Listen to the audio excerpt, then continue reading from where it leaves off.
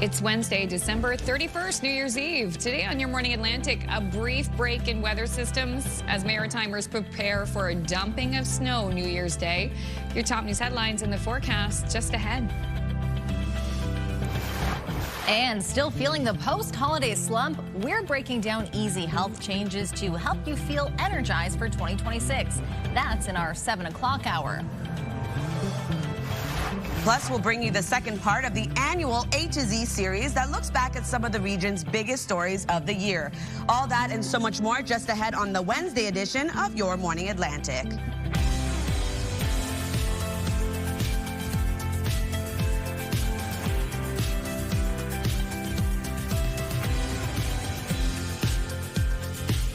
Good morning. It is Wednesday, December 31st. You're watching CTV Your Morning Atlantic. Thank you so much for joining us for this final show of 2025. And thank you for having me for this final show of 2025. Always Thrilled to be a here. Yes. And in case anyone was in doubt of what day of the year it is, sequins, sparkles, glitter. Yes. It is New Year's Eve. Can you believe it? No, not at all. Time has just flown by. This year has flown by. Yeah. Insane. Yeah, we were joking. We were like, that's been the saying.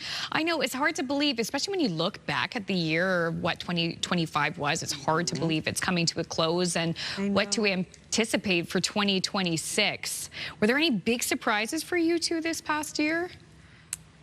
Well, I had to survive mat leave, so for me that was a big one. Yes, and true. my fitness journey getting back to somewhat of what I once was. Oh, postpartum is so difficult. Yes, it is a journey, so I think that for me was a big one. What about you guys? No surprises, just it was a routine year, so maybe 2026, shake things up a little bit. Well, I like that. Oh, yeah, maybe some new things. Probably K-pop Demon Hunters, watching that film in the middle of the summer and going, this is great.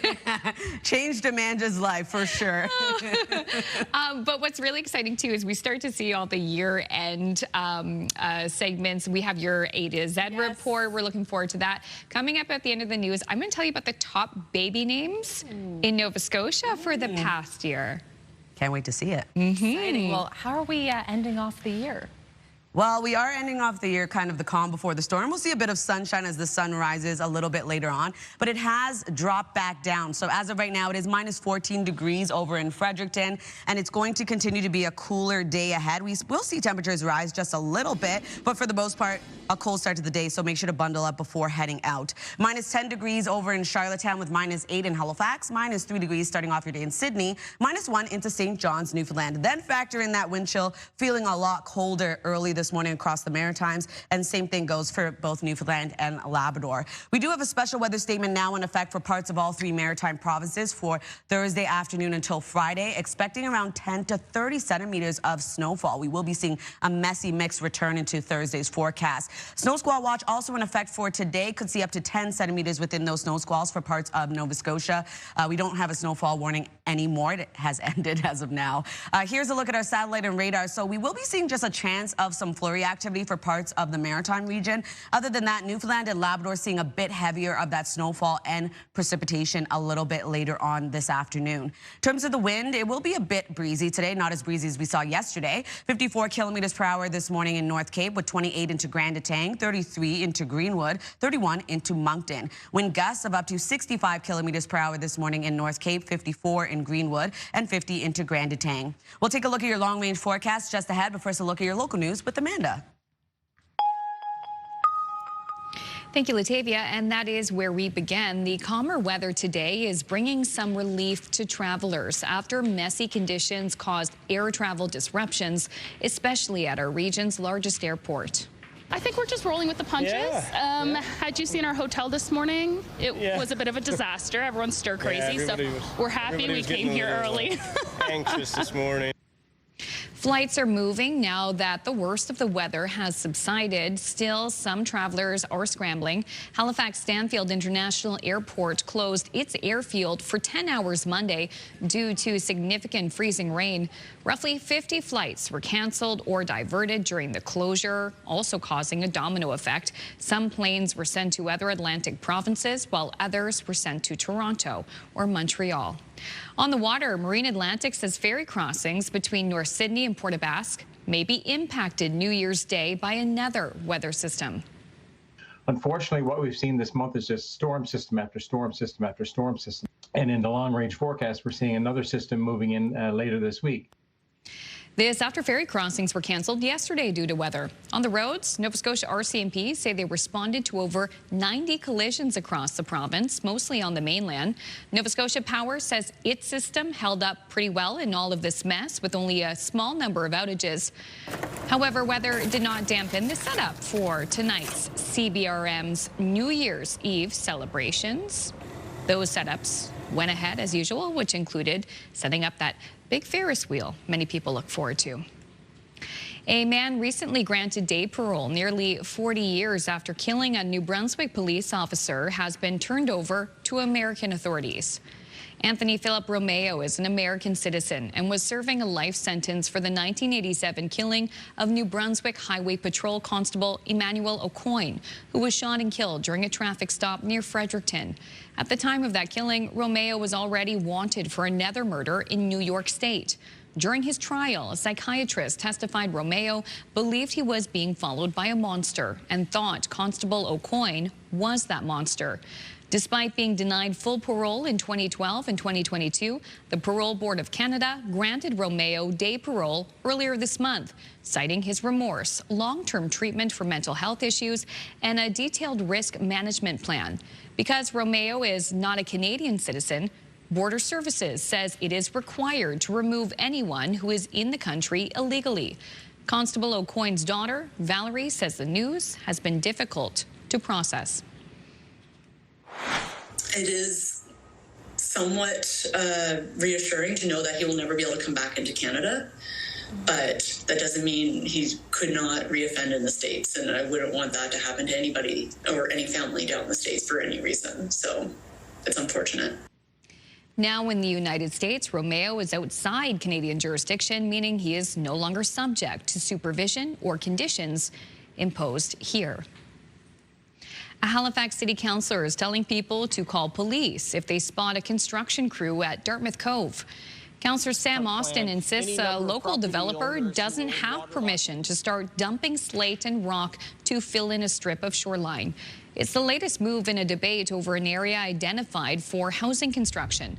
A lobby group opposing the work intends to monitor the goings-on. It has been fighting to maintain a walking trail along the water.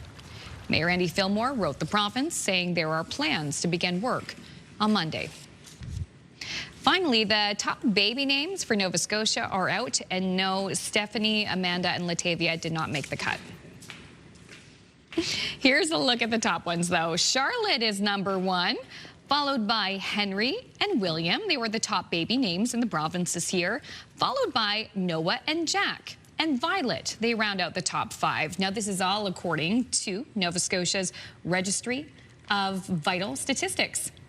Rounding out the top 10 include Oliver, Theodore, Wesley and Lainey, Ava, Lily, Levi and Thomas, and Amelia, Nora, Ella, Leo, and Bennett. It's worth noting, too, Theodore, that was the top baby name last year, so it's still in the top 10, moved down a little bit. And the province says that more than half of the names included in its annual top 20 list, they usually appear year to year, with Jack, Noah, and Amelia often earning spots and some additions as well.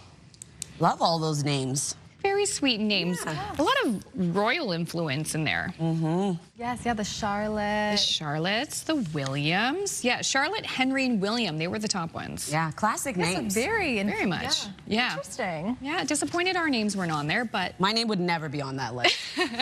Maybe next year. Maybe. You never know. Someone watching this right now may be inspired. Don't do it. Wouldn't that be amazing? Hard to pronounce. Couldn't find a cup or a keychain with my name on it. It was a disaster growing up. Well, you also have Stephanie and Amanda if you want to go that route. Exactly. You can definitely find our names on a keychain. All right. Well, for coffee drinkers, I think we all are here. Mm-hmm. So new data is out suggesting that coffee drinkers across Canada might be dishing out more money to make a fresh cup of joe. The numbers come from recent data by Stats Canada showing that Canadian shoppers paid almost 28% more for coffee at grocery stores in November compared to last year. And no, this is something I certainly noticed that to the point where I switched coffee brands completely because the price kept going up. So I was just trying to look for a better deal. And even, you know, if you go get takeout coffee somewhere too, the prices have definitely gone up. Absolutely, I've noticed that as well. Especially depending on what additives you add to your coffee, like the cost of milk as well. Yes. Yeah. Milk all those little things mixed in there. Yeah, really add up. Yep. 28%, I mean, almost a third. Woof. I know. Won't stop me, though. I need the coffee for sure. Yeah, it won't stop me. I just switched to a cheaper brand. I did the same thing. I was like, not that one today, this one. I was like, I'll try it out. How different can it be? And you know what? It's been fine. Yeah. It's fine. It tastes like saving money. Exactly. Yeah. All right, still ahead. I'm going to have your first look at your national and international news headlines. And Latavia has the New Year's Eve forecast. Just how bundled up do you have to get if you're going out later today or tonight? Well, she has the details ahead of another weather system on our way. That's coming up.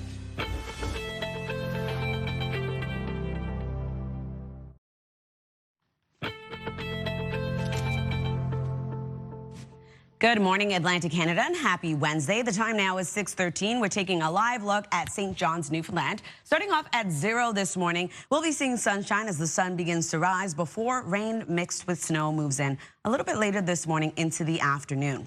Weather is brought to you by the Atlantic Lottery mobile app. For the most part across Atlantic Canada, it is feeling colder today. As of right now, it is minus 15 degrees in Fredericton, minus 9 over in Charlottetown, minus 8 degrees in Halifax, with minus 3 starting off your day in Sydney, minus 12 into Labrador City.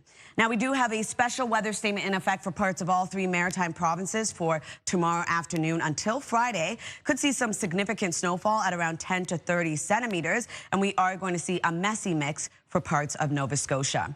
In terms of the snow squall watch, it still remains in effect today. We could see up to 10 centimeters within those snow squalls and wind gusts ranging from 40 to 60 kilometers per hour. Here's a look at our current system we're dealing with. We do have sunshine in the forecast for parts of Atlantic Canada, seeing a mix of sun and cloud as the sun begins to rise. But we do have a chance of some flurry activity for parts of the Maritime region, still seeing some lighter snowfall for parts of Labrador. And then into the afternoon, that's when we're going to start to see a messy mix move in to parts of Newfoundland, looking at snow mixed with rain. So for the Maritime region into the afternoon, still that low chance of flurry activity for parts of the Maritimes. And that takes us into tonight and early tomorrow morning. We are expecting another low pressure system to make its way over and bringing that messy mix our way. If you're wondering about precipitation totals for Newfoundland, only going to see around 2 to 5 millimeters additionally. And for a snowfall look, only seeing around 1 to 5 centimeters. This is from now until early Thursday morning, only for parts of southern New Brunswick and parts of Nova Scotia. For Newfoundland and Labrador, remaining quite light throughout your day. In terms of our forecast today for New Brunswick, a mix of sun and cloud with a chance of flurries throughout your day today. Daytime highs will range from minus 13 to minus 3 degrees and wind gusts of 40 kilometers per hour. For Prince Edward Island, highs between minus 8 to minus 4. Also seeing sunshine today and flurries expected as well. For Cape Breton, eastern Nova Scotia, same thing, a bit of sunshine before that chance of flurries returns. Daytime highs will range from minus 7 to 0. And then for the rest of Nova Scotia, looking at the same thing, a bit of sunshine throughout your day, but also seeing a chance of some isolated flurries. For Labrador City, looking at periods of snow today with a high of minus 11 and 3 degrees for St. John's, Newfoundland, looking at rain mixed with snow. So that's a look at your weather forecast. And now we're going to throw things over to Amanda in just a moment. All right. Thank you, Latavia. A Quebec family is looking for answers after a couple was found dead while vacationing in the Dominican Republic. The relatives say they're still waiting for information and help from Canadian officials. CTV's Caitlin Wilson has the story. For Alain Noel and his wife Christine Sauvé, it was a dream home in Villarriba in the Dominican Republic where they planned to retire. It's where they were spending the holidays when they were found dead on Boxing Day. We're like in a big shock, everybody here, and I don't know. It's hard to go day by day, but we're trying. Christine's brother, Gilles Sauvé Jr., says the couple was discovered in their bed by their adult son, who had traveled there for Christmas. He says his sister felt unwell the day before she died, lightheaded enough to go to the hospital for blood work. She was supposed to come back the day after because it was almost everything closed there, but they didn't pass the night, so both of them. Sauvé is now in the Dominican Republic with the couple's 2 children, waiting for autopsy results that could take up to a month. There's nothing that is close to being suicide or a murder or a violence or something like that. There's a sickness, there's something there, but we don't know what.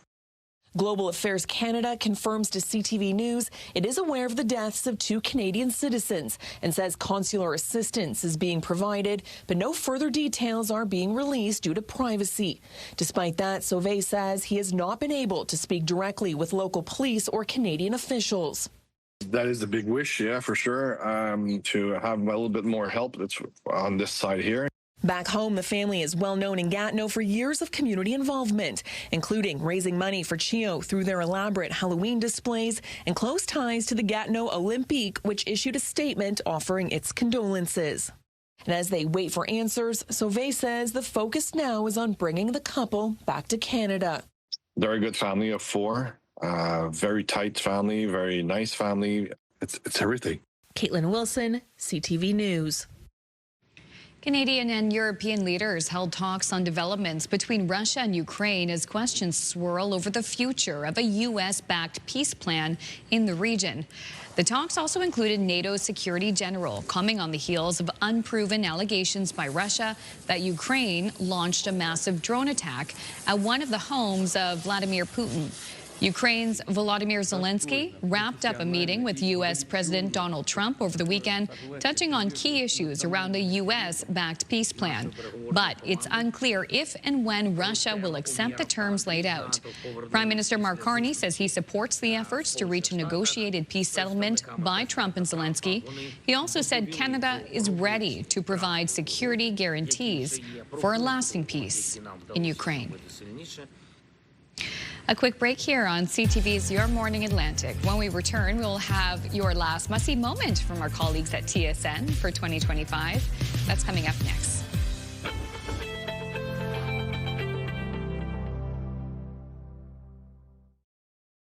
Move Mornings with Aaron and Peter. Weekday mornings on Move 100. The most fun in the morning.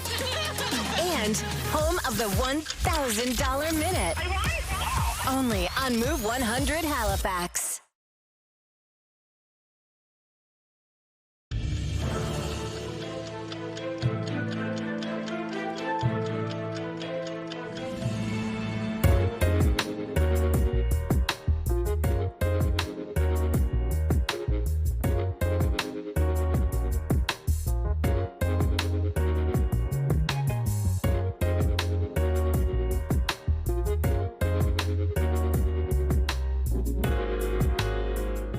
Interesting end to the year for PEI in 1989. Right? Interesting. All right, well, it's time now to check in with our friends at TSN Sports Center for today's must-see moment. Hey there, Lindsay Hamilton in the Sports Center newsroom with your must-see moment from Tuesday. And for it, we are taking a trip to North Carolina. We got some college hoops. It's Florida State facing UNC, and Derek Dixon drives the net, finds Caleb Wilson for a ridiculous slam. Now, Wilson had a double-double in the game. No points more electrifying than those. A poster slam capped with a little smile to the fans. Yeah, he knew that one was real nice, and it is definitely your must-see moment from Tuesday. Meanwhile, tonight on TSN, we have a full day of games at the World Juniors, and it caps off with Canada taking on Finland in the New Year's Eve game. You do not want to miss it. Coverage begins 8 p.m. Eastern, 5 p.m. Pacific. That's all for now from the Sports Center newsroom. Have a wonderful New Year's Eve.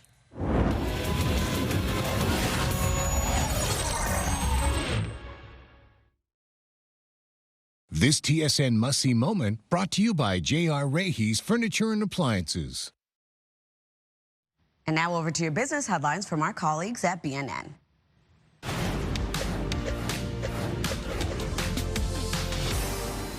Silver climbed today after recording its biggest one-day drop in more than 5 years. The metal climbed above $74 an ounce today after a 9% slide on Monday.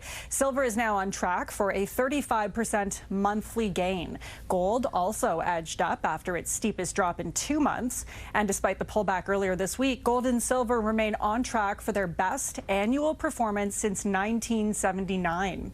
And here's the closing numbers for the day. today. The Canadian dollar dropped slightly to $73.02. West Texas Intermediate is down to $57.94. Western Canadian Select also ended the day lower at $44.61. And the TSX lost 30 points today, closing at 31,866. Those are your business headlines. I'm Lindsay Biscaya. That's great. Wow. Okay, that was a roundup there. Yes. I have to ask you, what are your plans for New Year's Eve tonight?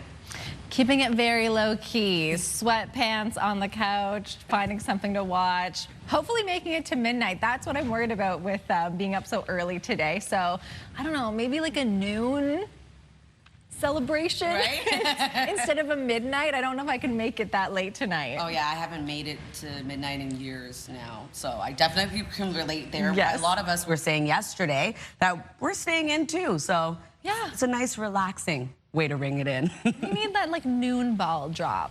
Exactly. I need like the kid-friendly one, but I'm not a child. Yeah, basically, like they do the kid-friendly one. I think it's like usually like around 8 o'clock, and then everyone's off to bed. Yeah, do it at noon, so we can just celebrate, take a nap, see where we end up, I guess, at the end of the night. That's what I think would be ideal for today. We got usually, appetizers, things like that. Like, still have some like good little food, but yeah, just relax tonight. And I feel like, it'll be chilly out there. It will be. It'd be nice to maybe spend New Year's at home. Yeah, why not? Stay cozy. We'll take a look at the 3-day forecast and check out the weather forecast for tonight.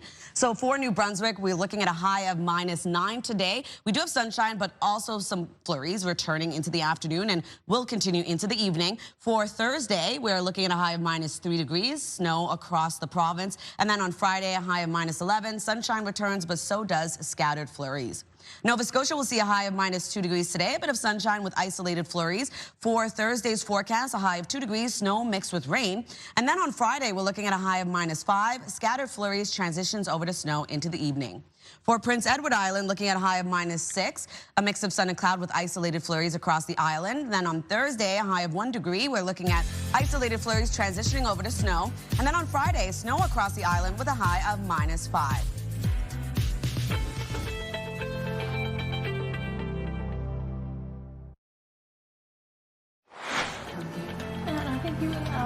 Coming up in this half hour, it's the last Move Morning Chat of the year. Today, we want to know, what's your resolution moving into 2026? We want to hear it, maybe share some inspiration. That conversation's coming up in 15 minutes.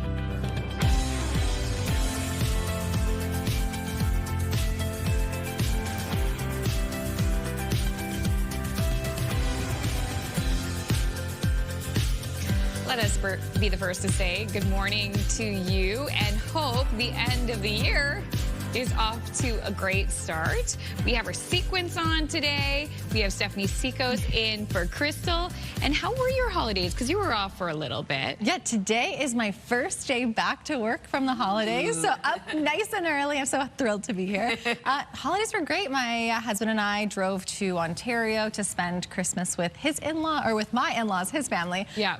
And brought the dog with us. That's why we drove. And we made a little trip out of it. Stopped near Quebec City on the halfway point. Nice. Amazing. Which beautiful. Is nice. Usually we do the drive in one shot, which is like 16 hours or so. But we decided to break it up this year, which was nice. Got home Sunday, kind of just before the ice storm, but it was great. My grandma's 80th birthday party happened. It was a surprise party, so that was so much fun. Yeah, just lots of great time with family. That's a really wonderful vacation. Even like snuck in a Leafs game. Really? we always try to. Every time we get back to Ontario, we always try to go to a Leafs game because it's something that both of us separately did growing up. So nice, yeah, amazing, so fun. Oh my God. And they won. They won. Who were they playing? Their losing streak, Pittsburgh, so we got to see Crosby too. Oh, amazing! So it was great. That's a super good vacation. Yes. I like how your first day back is like the last day of the year for us. It's kind of fun though. It's an interesting kind of first day back, and thrilled to be here. Thrilled to put on some sequins today. Right? The first day back. And what's so interesting is like you really timed your driving well, because we've had like travel disruptions over the past few days because of that ice storm on Monday. And then we've got another weather system, Latavia, coming in. Yes, so today we're looking at pretty calm weather for the Maritime region, but definitely going to pick up as we head towards Thursday on New Year's Day. So here's a look at Brookville early this morning. You see some fresh powder early this morning, and it's going to be quite nice today. You will be seeing some sunshine a little bit later, but also a chance of some isolated flurries returning. It's cold, though, this morning. Minus 15 degrees starting off your day in Fredericton, minus 9 over in Charlottetown, minus 8 degrees in Halifax with minus 3 into Sydney, 0 into St. John's, Newfoundland. Factor in that wind chill, feeling a lot colder this morning across the Maritime region, and same thing goes for Newfoundland and Labrador. Because of that system headed our way, we do have a special weather statement in effect for parts of all 3 maritime provinces for tomorrow afternoon until Friday. Could see some significant snowfall, a bit of a messy mix for Nova Scotia. Here's a snow squall watch that remains in effect today for parts of Nova Scotia as well. So here's a look at the satellite and radar. We will be seeing lots of sunshine as the sun begins to rise for much of Atlantic Canada, but we do have a bit of a wintry mix yet again. So rain mixed with snow expected for parts of Newfoundland. Labrador is still dealing with some light snowfall, and for the Maritime region, a mix of sun and cloud, but we do have some isolated flurries tracking across the region. So here's a look at the current wind for the Maritimes. As of right now, sustained wind, 54 kilometers per hour in North Cape, 33 into Grand Etang, 26 in Greenwood with 24 in Moncton. Wind gusts of up to 65 kilometers per hour in North Cape, 56 rather in Grand Etang, 37 into Greenwood and Moncton. We'll take one more look at your, well, not one more, but we'll take a look at your forecast coming up. But first, take a look at your local news with Amanda. Thank you, Latavia. And the calmer weather today is bringing some relief to travelers after messy conditions caused air travel disruptions, especially at our region's largest airport. I think we're just rolling with the punches. Had you seen our hotel this morning? It was a bit of a disaster. Everyone's stir crazy, so we're happy we came here early. Anxious this morning. Flights are now moving now that the worst of the weather has subsided. Still, some travelers are scrambling after their plans were readjusted. Halifax Stanfield Airport closed its airfield for 10 hours Monday due to significant freezing rain. Roughly 50 flights were canceled or diverted during the closure. Some planes were sent to other Atlantic provinces, while others were sent to Toronto or Montreal. On the water, Marine Atlantic says ferry crossings between North Sydney and Port aux Basques may be impacted New Year's Day by another weather system. Unfortunately, what we've seen this month is just storm system after storm system after storm system. And in the long-range forecast, we're seeing another system moving in later this week.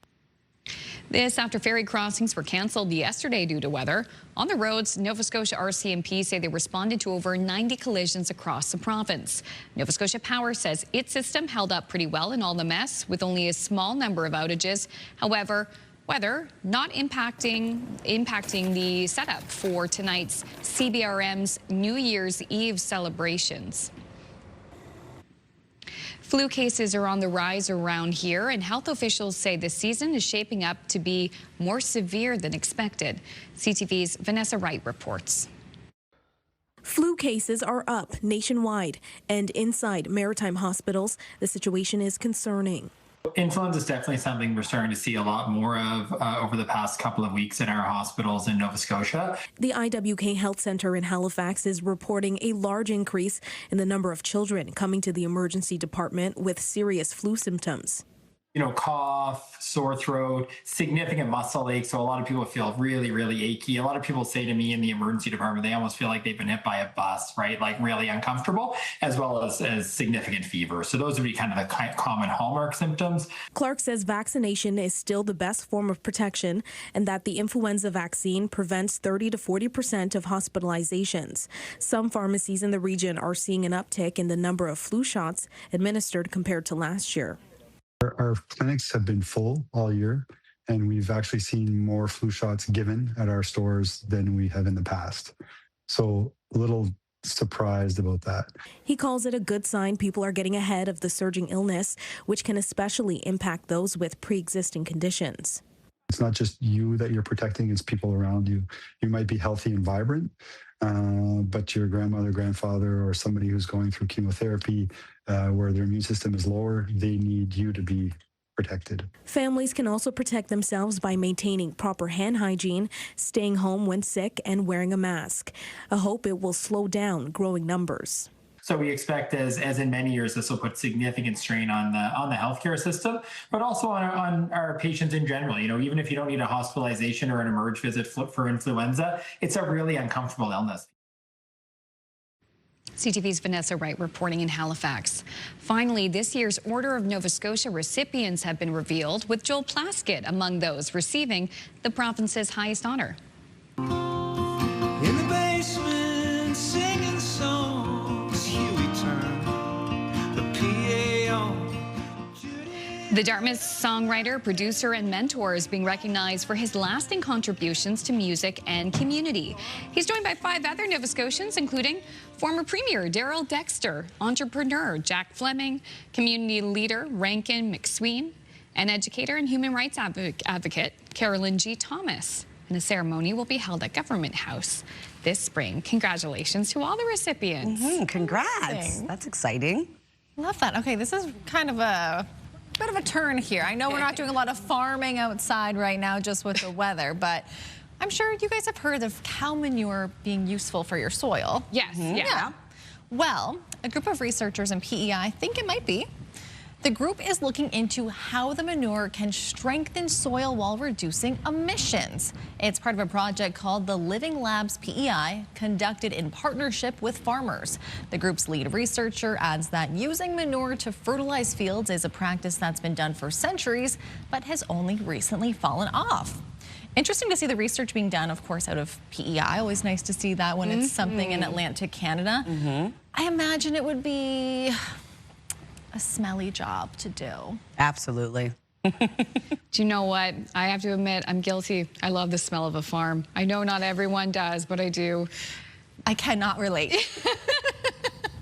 Rode horses growing up, love that smell. But yeah, it's not for everyone. You know, I like hay, grass. Yeah. Those smells. Yeah, I love the smell of like horses and stables, but not so much the manure. Not the stuff that sticks to your boots. Yeah. Okay, still ahead. We're going to have your entertainment headlines on this New Year's Eve, but also it's time for the Move Morning Chat. Today we want to know, what's your New Year's resolution for 2026?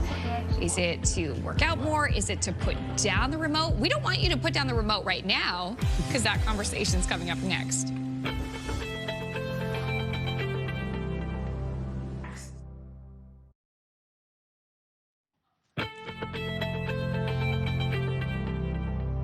Good morning, Atlantic Canada. The time now is 6:43. We're taking a live look at a very dark start to the day over in Lunenburg, -5 degrees as of right now. So it is a cold start to the day, but keep in mind sunshine is on its way, and so is a chance of flurries.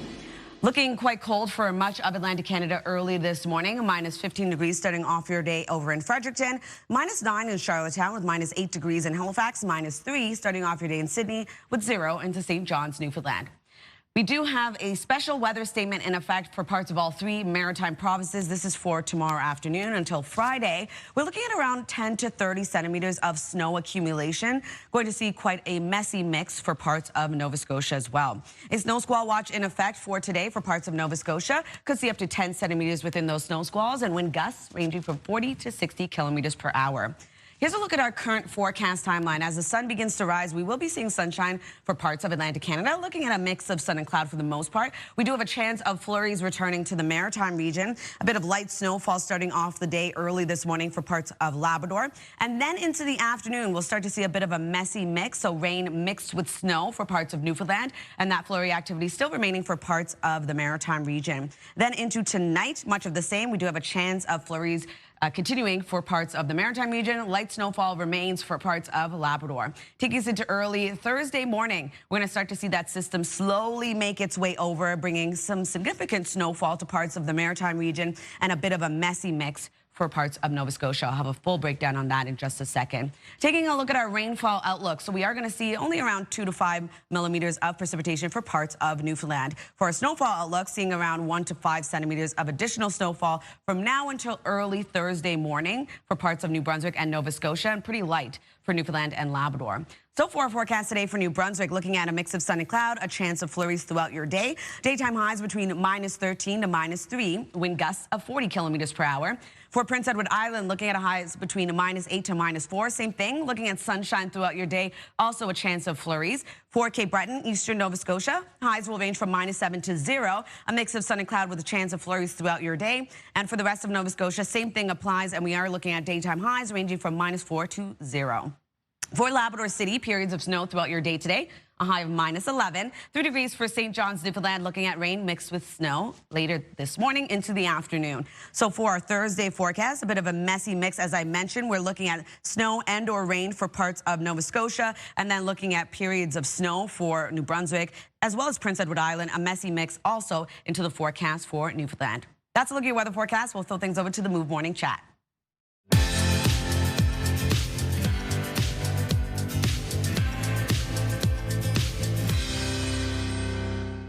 It's time now for the Move Morning Chat. This morning, we want to know, what is your New Year's resolution moving into 2026? Aaron, Peter, tell us, what is it? Well, you know, every year it's always the same thing. You want to be healthier and eating better and sleeping more. But I am so serious when I say that this year I want to spend more time outside and less time on my phone. I don't know about you guys, but do you ever get those notifications of your screen time every day? Like, you get a weekly wrap up and it tells you on average how many hours a day you're on your phone. And I don't even want to share what mine says because I am Aaron, tell horrified. Tell us. You guys, come there are on. days where I have up to 7 hours of screen time on my cell phone. It is out of control. So this year, I'm changing everything. Less phone time, more time outside. I'm doing it this year. Good for you. Good for you. Love it. I have a very practical resolution for me anyway, and I think probably some people can relate to this. My resolution for 2026 is to pick movies when I'm going to screen a movie at home decisively. I'm going to do it quickly. I am not going to spend hours looking for just the right movie, only to watch nothing but Antique Roadshow reels or something. I need to pick that movie because it's soul crushing when you've spent that long and they just say, well, time for bed. I don't have one. Sorry. So that's it. Decisively, quickly, pick what I'm going to watch. I love that. Planning ahead, too. Say, you know what? I heard about that movie a few years ago. Tonight's the night I'm actually going to watch it and report back. Yeah. For me, this is a New Year resolution I've never had before, and nothing I've really practiced. I'm going to practice mindfulness. It's something I've never practiced. I've never been one to meditate, but it is something that I want to put into practice in my life, just to have those moments where I stop, reset. Perhaps that's in the form of journaling as well. I do take moments throughout my day to kind of reflect on more positive aspects of it, but this is something I would truly like to practice.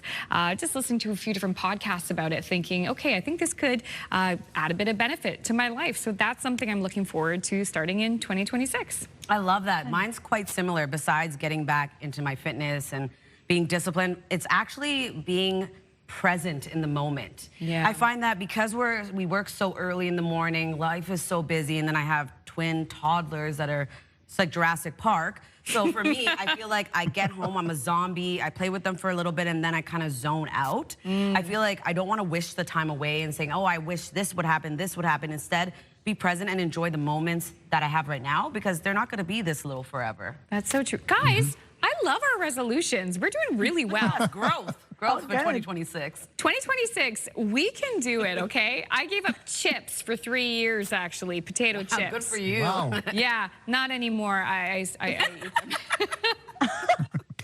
COVID-19 broke me. Okay, all right. So what we're going to do now is we're asking the question for you. Maybe you can inspire us. We're asking, what is your New Year's resolution moving into 2026? Send us a text at 10400 and we will share your answers later on in the show.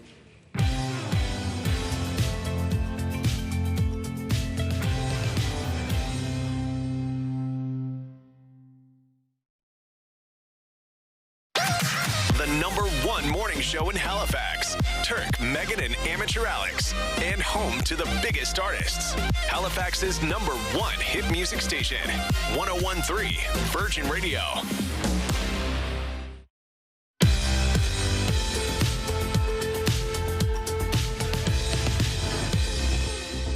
Welcome back to CTV Your Morning Atlantic. It is 6:53, and it's time now to head to Hollywood for a look at your entertainment headlines.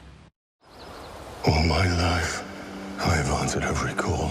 Marvel Studios has released a new teaser for Avengers Doomsday, this time featuring Chris Hemsworth as Thor. This teaser coming a week after the first teaser for the film, which revealed Chris Evans' return to the franchise as Steve Rogers. Avengers Doomsday is set to release in theaters on October 18th of 2026. Disney is a parent company of Marvel Studios and ABC News. Elva Withrop, I know you're out here.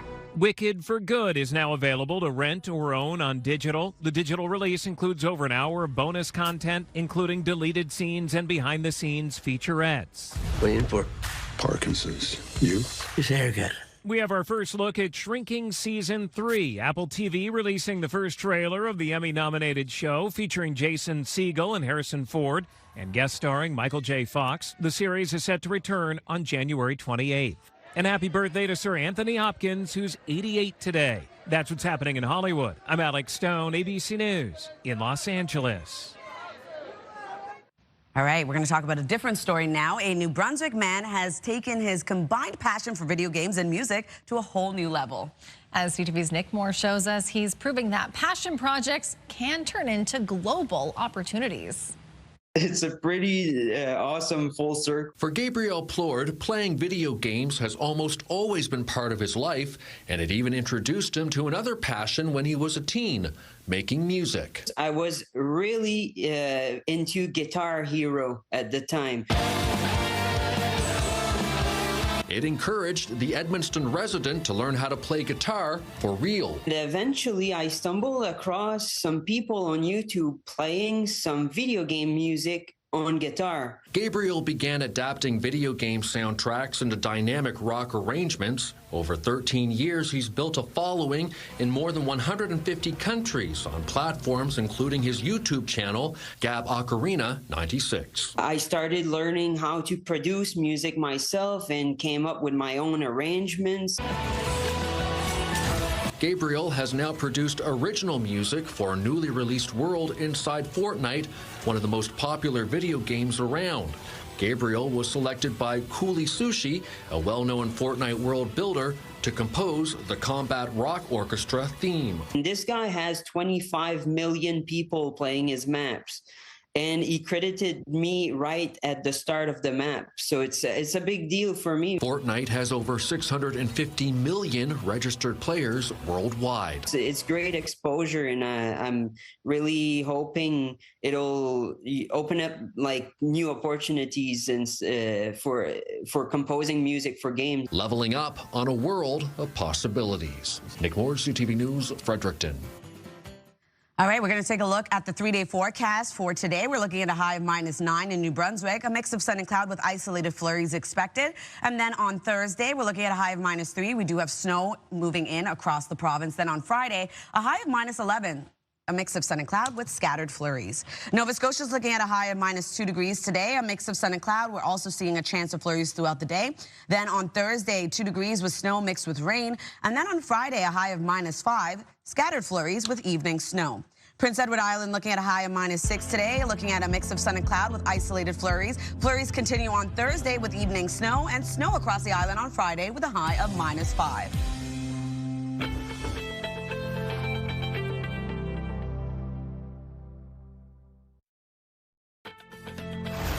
It's Wednesday, December 31st, New Year's Eve. Today on Your Morning Atlantic, a brief break in weather systems as Maritimers prepare for a messy mix of snow and rain for New Year's Day. Your top news headlines in the forecast just ahead. And if the holidays left you feeling a little meh, you're not alone. A naturopathic doctor shares tips to help you recharge and feel your best for 2026. That's still ahead on the Wednesday edition of Your Morning Atlantic.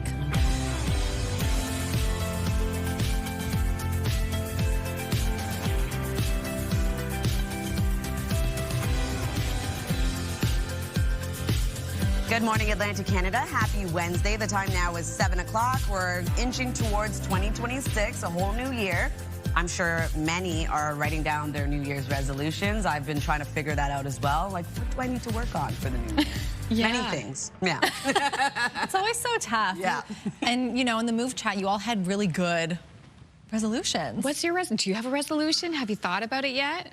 I'll keep thinking about it for the show. It's one of those things where it's like, oh, it could be this, it could be that. So I'm taking some inspiration. Absolutely. And when we hear our audience feedback for their resolutions. We did get a text already from one viewer who says that their plan is to walk more in 2026.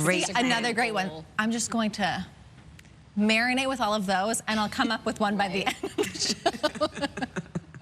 That's fair. That's fair. You know what? If you want to go out for a walk today, it's actually a perfect day to do so within the Maritime region. Yeah. It's a bit cold early this morning, but a little bit later it will warm up for St. John's, Newfoundland, starting off the day with sunshine as well. And we will be seeing rain mixed with snow move in a little bit later this morning into the afternoon. But other than that, it's a perfect day to get out early this morning, at least. As of right now, 0 in your area. Much colder for many parts of Atlantic Canada this morning. Minus 15 degrees heading outdoors in Fredericton. Minus 9 in Charlottetown with minus 3 degrees in Yarmouth, as well as into Sydney. 0, as I mentioned, into St. John's and Gander.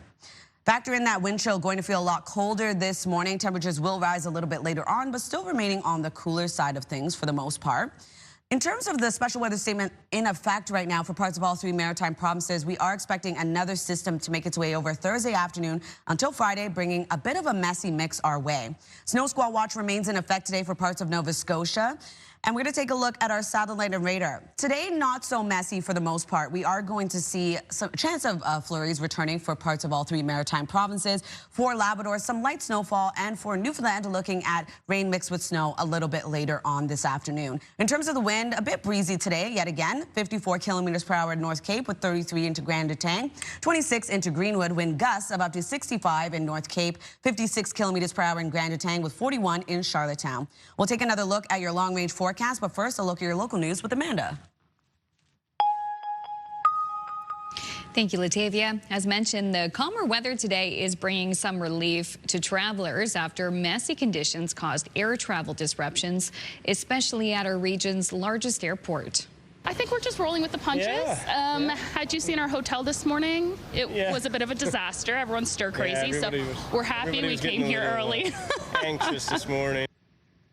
Flights are moving now that the worst of the weather has subsided. Still, some travelers are scrambling.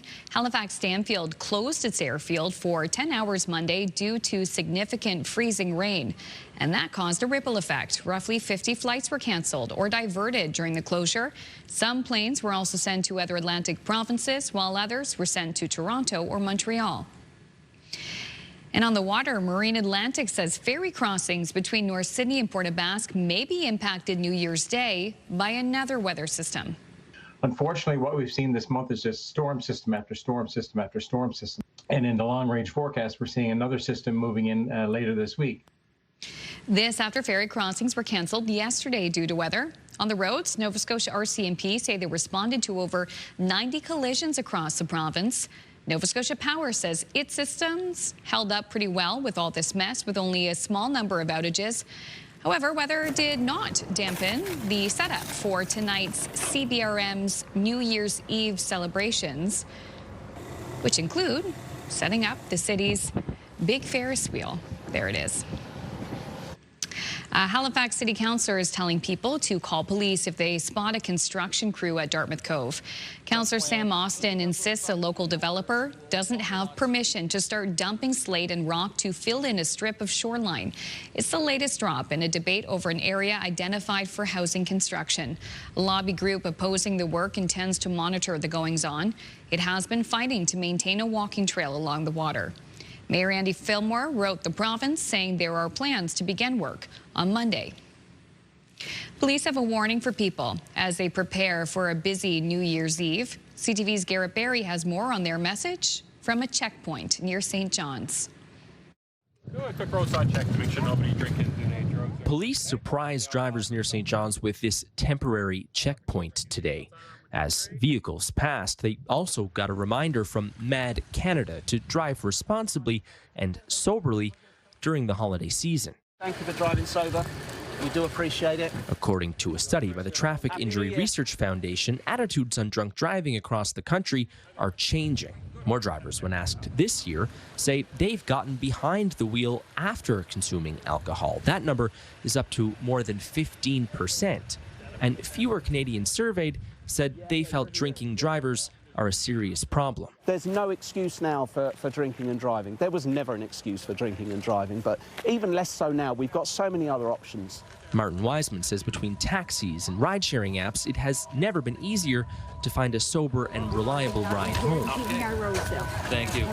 The attitude is, oh, it's Christmas, have a drink. Nothing wrong with that. There's nothing, we're not saying don't have a drink. What we're saying is make a sensible, safe choice, and if you're going to drink, don't drive. So our presence in the community, we're hoping that deters impaired driving. We're hoping that everyone complies. As it's a good reminder just before the New Year's Eve. Numbers gathered by Statistics Canada show police reported fewer impaired drivers in 2024 when compared to previous years. That number has been slowly falling since 2020, but the holiday season is a busy time of year. Garrett Barry, CTV News in Outer Cove, Newfoundland and Labrador. Thank you, Garrett. As we close a chapter on 2025, here's a look at the most borrowed books in Prince Edward Island. Let's see if you've read them. The most borrowed book of the year was The Grey Wolf by Louise Penny. The top nonfiction was The Anxious Generation, How the Great Rewiring of Childhood is Causing an Epidemic of Mental Illness by Jonathan Haidt. The top children's book was Dogman, Mothering Heights by Dave Pilkey. And the top young adult book was A Court of Thorns and Roses by Sarah J. Maas. And our next... right? I read quite a few of these. I joined the ACOTAR. That's what a lot of people call it. Yeah. I read it for the first time this year, like earlier this year in February. And then I just went down the Sarah J. Maas reading. And I bought, there's a 7-book series and another one that she wrote. I bought that.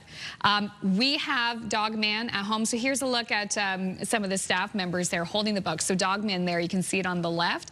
I think that's Dogman book number 3, maybe number 2. Super funny. Our son loves Dogman. The Sunrise of the Reaping that they have there, I haven't read that one. That's part of the Hunger Games series. The Grey Wolf, surprisingly, that was the most borrowed book of the year. I haven't heard of it. Oh, where have I been? Me either. Yeah. It's always interesting to see what people are reading. Yeah, get some inspiration to add some more to the to-be-read pile. Exactly. Oh, yeah, maybe for 2026. All right, still ahead, Latavia will have another look at the forecast on this New Year's Eve, and I'll have your national news headlines. Also still ahead this half hour, Kickstart 2026. Find out why many of us feel sluggish in January, and we'll learn some easy fixes to help you stay motivated and energized. Please stay with us. We'll be right back.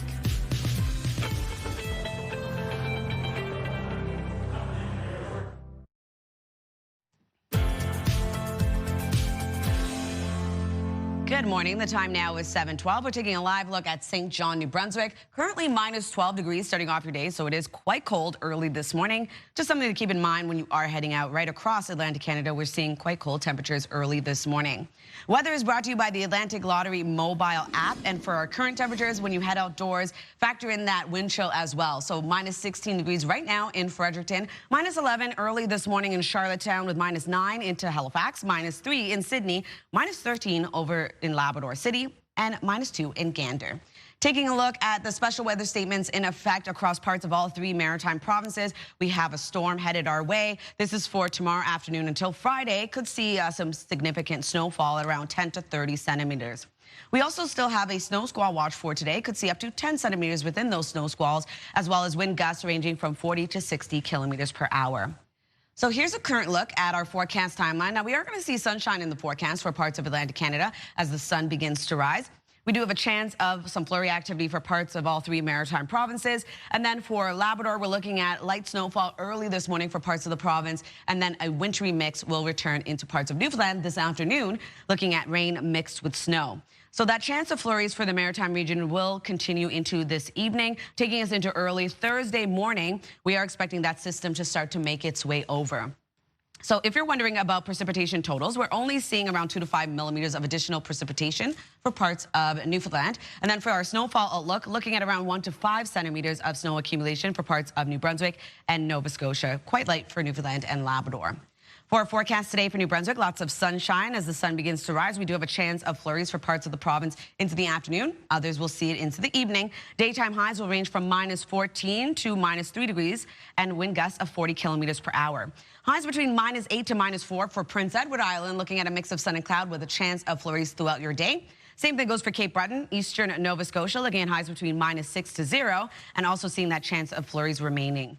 For the rest of Nova Scotia, a mix of sun and cloud as well. We do have that chance of flurries too. Daytime highs between -4 to 0. And then for Labrador City, looking at periods of snow throughout your day today, -13 degrees is your daytime high. 3 degrees for St. John's, Newfoundland, looking at rain mixed with snow. So Thursday's forecast, we do have snowfall for much of the Maritime region. A bit of a messy mix for parts of Nova Scotia, looking at rain mixed with snow. And same thing goes for Newfoundland. We are going to see a bit of snow and or rain, and just a chance of flurries for parts of Labrador. Friday's forecast, temperatures continue to cool down. We do have a chance of flurries returning for all 3 Maritime provinces.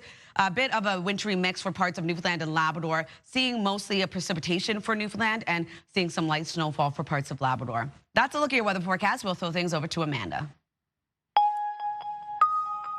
Thank you, Latavia. The FBI says millions of dollars worth of motorcycles have been seized by Mexican authorities linked to Canadian alleged drug kingpin Ryan Wedding. CTV's Judy Trin is tracking the latest on the investigation. Dozens of high-powered motorcycles worth an estimated $40 million seized in a joint operation by Mexican authorities, the FBI, the RCMP, and Los Angeles Police. Authorities say the collection belongs to Canadian fugitive Ryan Wedding. Each bike contains valuable clues. Determining the flow of his supply, the flow of, his income, his drug supplies, his narcotics, of how it's being transported. Earlier this month, the FBI released a new photo of Wedding. It's believed the former Olympic snowboarder is being hidden by the Sinaloa cartel. Sinaloa has been undergoing a real attack on their power, and their ability to protect Wedding, consequently, is starting to crumble. Analysts say that after the Trump administration declared drug cartels terrorist organizations, Mexico increased its efforts to ferret out Wedding, prompted by watching the U.S. attack Venezuelan drug boats. This is something they would not have done before the United States declared that the cartels were terrorist groups, because they didn't have to. But now they feel the threat of the possible attack by the United States. About 30 associates of Wedding have already been arrested, including Wedding's Toronto lawyer, Deepak Paradkar, accused of counseling suspects to murder an informant. The U.S. wants him extradited. Paradkar was granted bail last week because of health concerns. Obviously, we've seen in the movies, and it's true, they're going to, take out, execute, kill any individual who could potentially become an FBI informant. If they're under investigation, they're being extradited to the United States, that's a risk to them. Ryan Wedding has been on the run since 2015. Not only is he considered the biggest cocaine trafficker in Canada, he's also accused of at least 4 murders in Ontario. The FBI is offering $15 million for information that could lead to his arrest and conviction. Judy Trin, CTV News, Ottawa. Thank you, Judy. A quick break. When we return, we'll speak with naturopathic doctor Joyce Johnson on feeling better for the start of the new year. That's coming up next.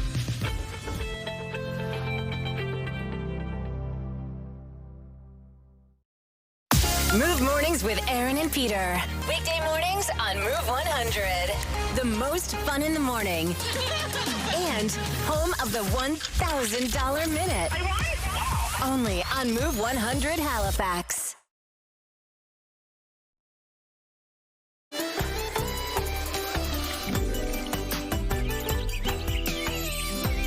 As the holidays wind down and January begins, many people may notice a dip in their energy or general winter fog. While it's easy to blame the weather alone, our next guest says January is also a time when the thyroid, nutrient levels, and daily routines play a major role in how energized or depleted we feel. Here with more is naturopathic doctor Joyce Johnson. It's good to see you. It's nice to see you too. Thank you so much for having me. Well, thank you for making time for us. And many people, I'm sure, are listening thinking, okay, this is me right now. Why? So why does this time of year hit our energy and metabolism so hard? Well, the thyroid really matters. I mean, when it comes to our energy and metabolism, there's so many factors. It's cold, it's dark, it's dreary, right? So that affects our energy. But during the wintertime, our thyroid is really, really important because it helps our body to regulate its temperature. It helps with energy production. It helps with metabolism.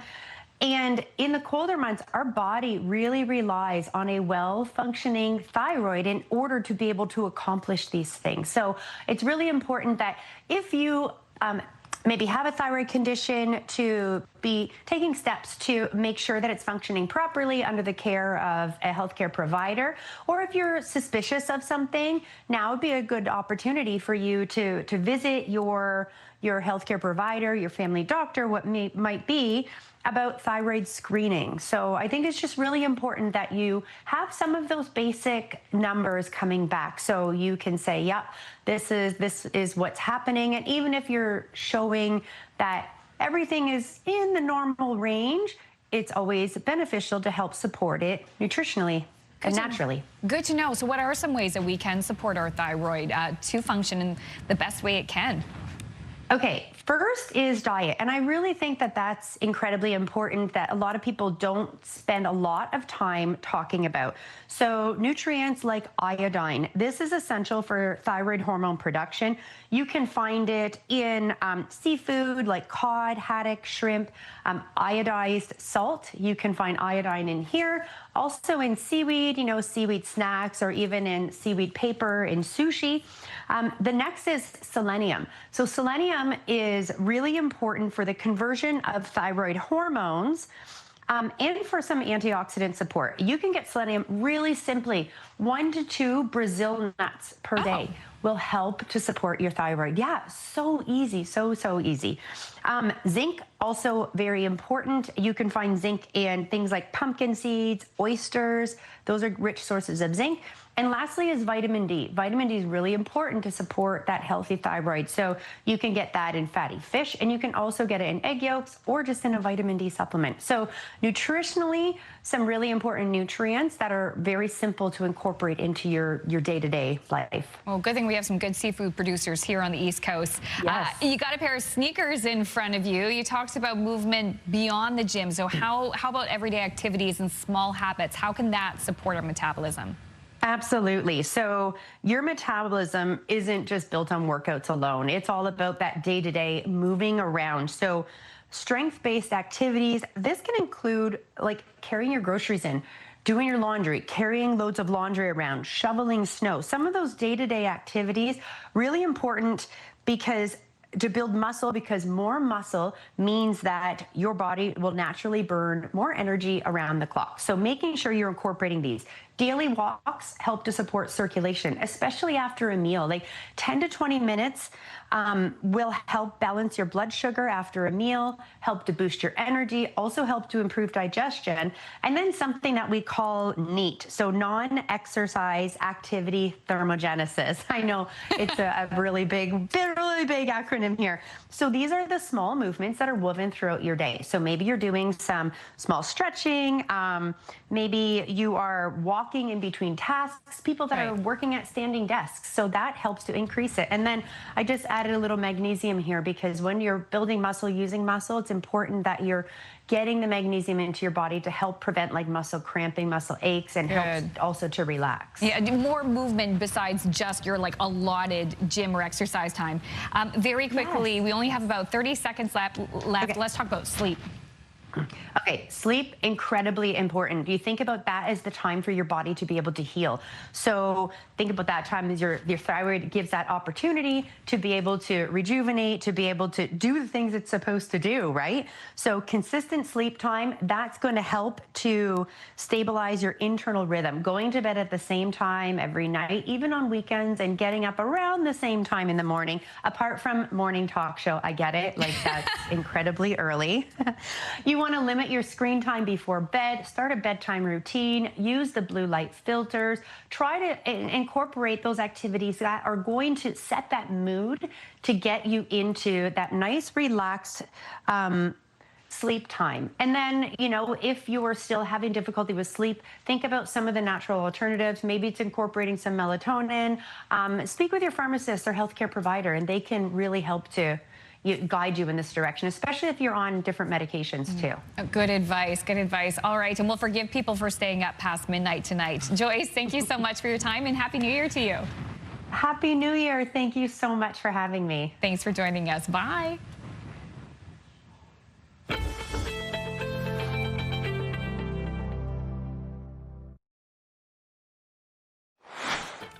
Coming up in 15 minutes, revisiting one of our favorite segments from the past year, a public farm project to support people with trauma or anxiety. That's just ahead on Your Morning Atlantic.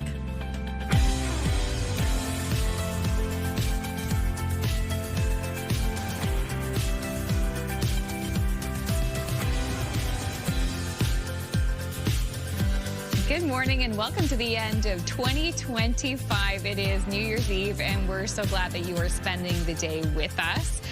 We do have a programming note that we're not going to return for this show until Monday, which is January 5th.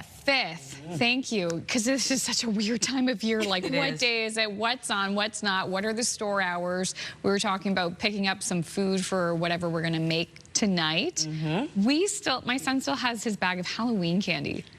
Oh my God. I was thinking about that. Like, you know how in the new year you get rid of usually all the sweets that you had over the holidays? Yes. I was thinking I got to get rid of that bag. He's totally forgotten about it. He's not candy crazy, but it's been in his bedroom and like untouched. So I think that's going to go. Time to go. Probably time. Yeah. Oh, that would have been eaten up by me. Oh yeah, absolutely. Wouldn't have lasted in our household, that's for sure. Definitely not this late. Oh, I know. Listen, I took out all the coffee crisps, that's for sure. He never knew. The mom tax. The mom tax. But send us a text at 10400. Tell us, do you have a New Year resolution? What are you hoping to accomplish in 2026? We'd love to hear your answers, and we'll share them later in the show. Maybe add them to our list as well. Yes. All right, well, we're going to talk about the weather now. Pretty decent day ahead. We are going to see a cold start to the day. Here's a live look at Halifax. It is quite cloudy early this morning. -9 to start your day. That's not even factoring in the wind chill, so it is feeling cooler this morning. We are expecting a bit of sunshine, but also a chance of flurries returning. -16 degrees as you head outdoors in Fredericton, -3 over in Happy Valley Goose Bay, with -1 in St. Anthony. Factor in that wind chill. Here's a look at it. It is feeling quite cold. There is a risk of frostbite over in Edmundston this morning. And then for Newfoundland and Labrador, still quite cold as well. Just keep that in mind when you are heading out. Special weather statements in effect for parts of all 3 maritime provinces as we do have another low pressure system making its way over Thursday afternoon until Friday. Snow squall watch also in effect for today for parts of Nova Scotia. Here's a look at our satellite and radar. We are going to see a mix of sun and cloud for much of the region, but we do have a chance of flurries for the Maritimes. Light snowfall for parts of Labrador, and for Newfoundland, looking at a wintry mix, rain mixed with snow into the afternoon. And then in terms of the wind for the Maritime region, a bit breezy yet again. 54 kilometers per hour in North Cape with 30 into Moncton, 24 in Sydney. Wind gusts of up to 63 kilometers per hour in North Cape, 54 in Yarmouth, 46 in Grand Manan. We'll take another look at your midweek forecast, but first a look at your local news with Amanda. Thank you, Latavia. Calmer weather today, bringing some relief to travelers after messy conditions caused air travel disruptions, especially at our region's largest airport. I think we're just rolling with the punches. Had you seen our hotel this morning? It was a bit of a disaster. Everyone's stir crazy, so we're happy we came here early. Anxious this morning. Flights are moving now that worst of the weather has subsided. Still, some travelers are scrambling. Halifax Stanfield closed its airfield for 10 hours Monday due to significant freezing rain. Roughly 50 flights were canceled or diverted during the closure. Some planes were sent to other Atlantic provinces, while others were sent to Toronto or Montreal.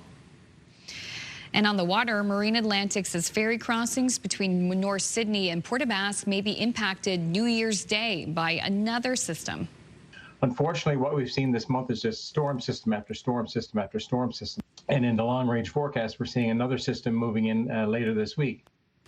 All this after ferry crossings were canceled yesterday due to weather. On the roads, Nova Scotia RCMP say they responded to over 90 collisions across the province. Meantime, Nova Scotia Power says its system held up pretty well in all of this mess with only a small number of outages. We do have another messy system coming our way for New Year's Day. Latavia will have more details on what we can expect in her next look at the forecast. Meantime, for those looking to celebrate in the CBRM for New Year's tonight, the weather and high winds did not impact setup for the celebrations, which included the big Ferris wheel. To other news now, a man recently granted day parole nearly 40 years after killing a New Brunswick police officer has been turned over to American authorities. Anthony Philip Romeo is an American citizen and was serving a life sentence for the 1987 killing of New Brunswick Highway Patrol Constable Emmanuel O'Coin, who was shot and killed during a traffic stop near Fredericton.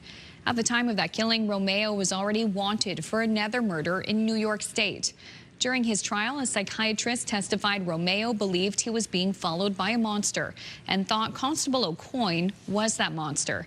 Despite being denied full parole in 2012 and 2022, the Parole Board of Canada granted Romeo day parole earlier this month, citing his remorse, long-term treatment for mental health issues, and a detailed risk management plan.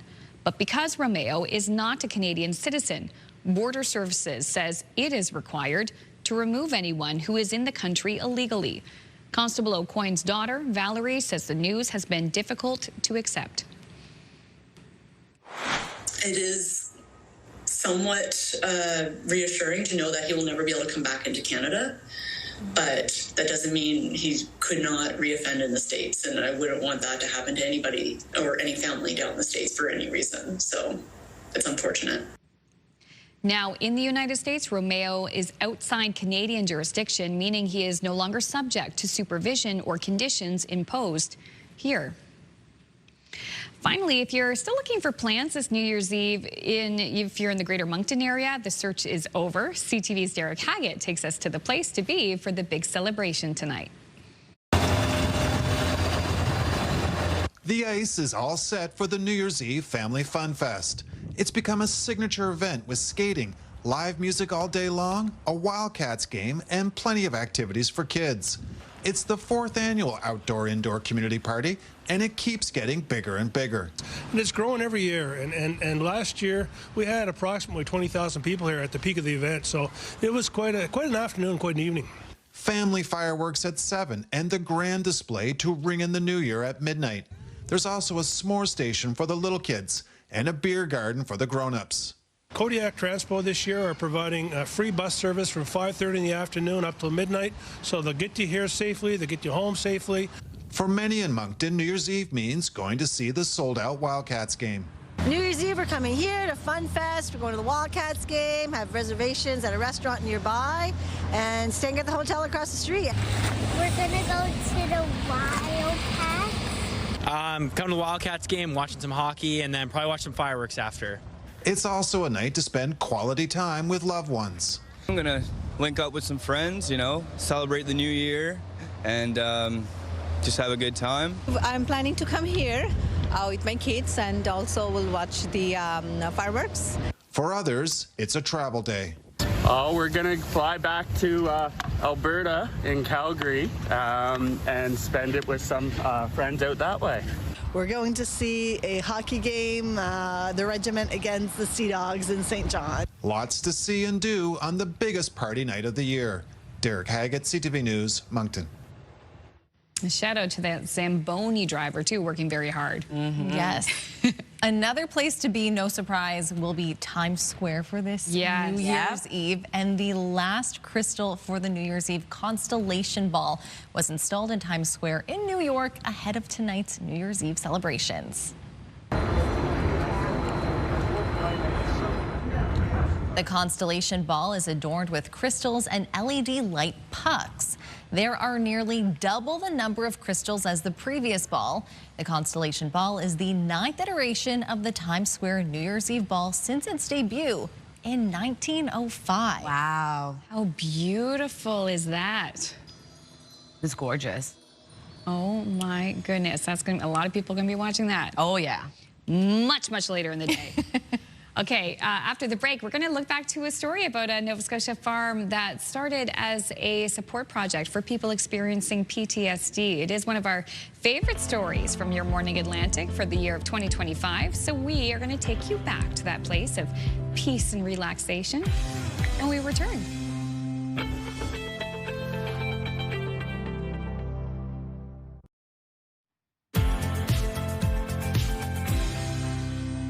Good morning and welcome back. The time now is 7:43. We're taking a live look at a sunny start to the day over in McAdam.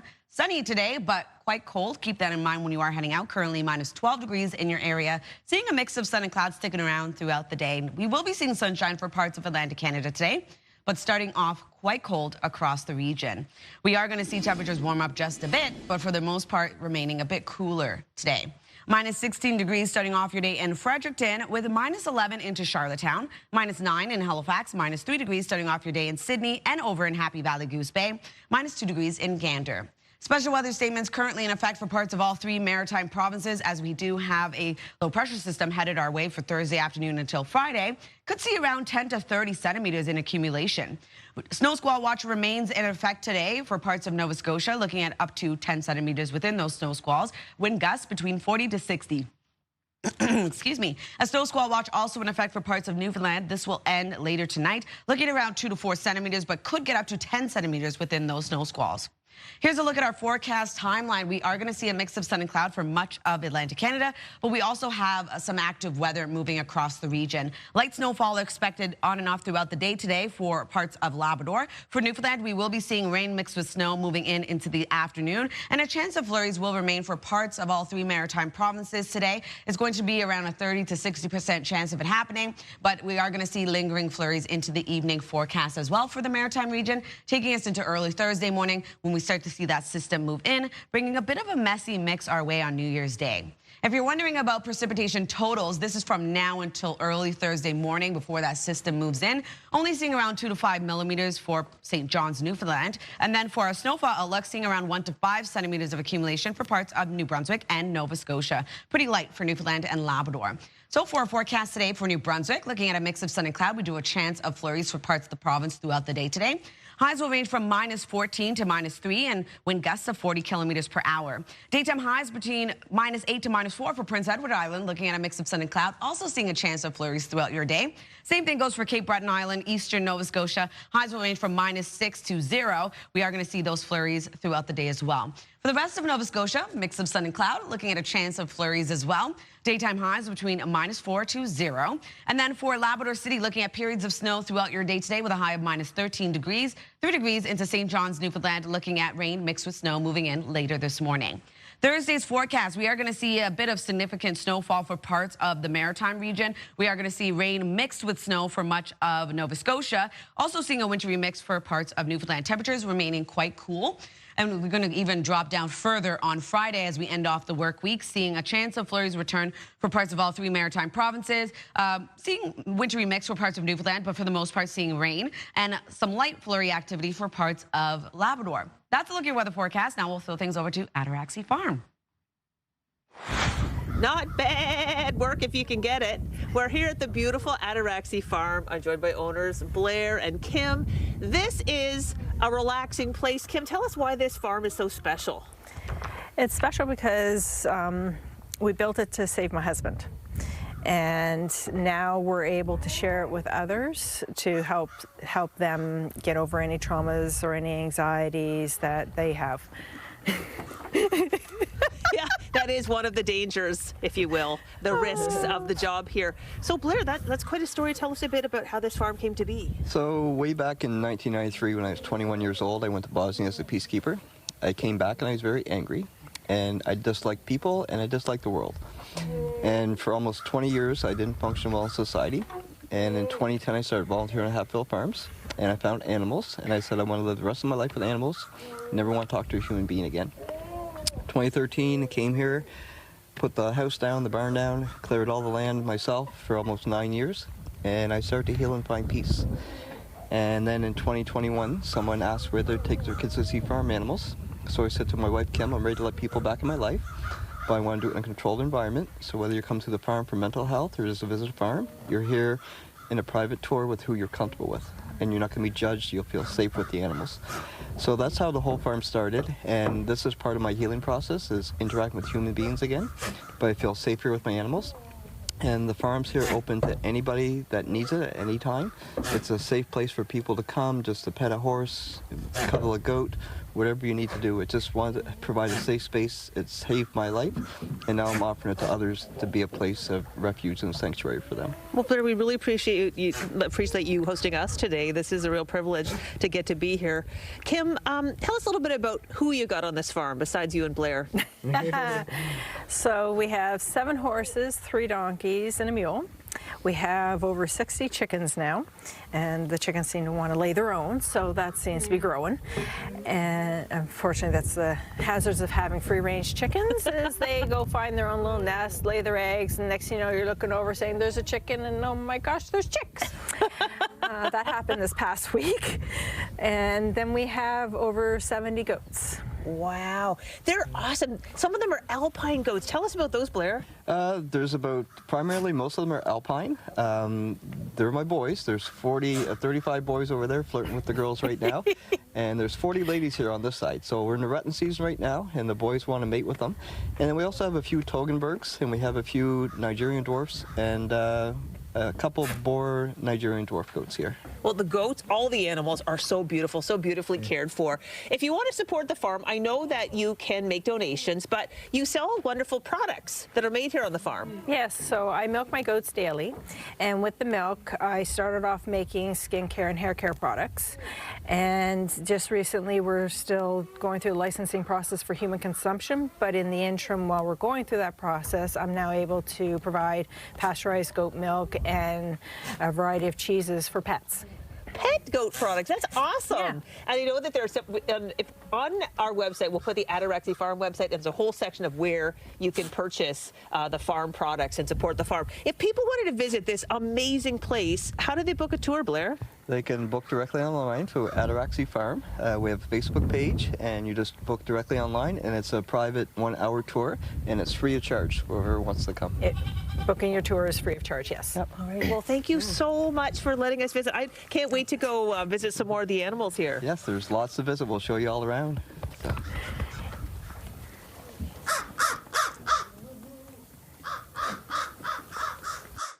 A great story from earlier this year. Thank you. Health and medical news now, how buzzwords on food packaging could be a cause for pause. CTV's Callum Smith has more details in Your Health.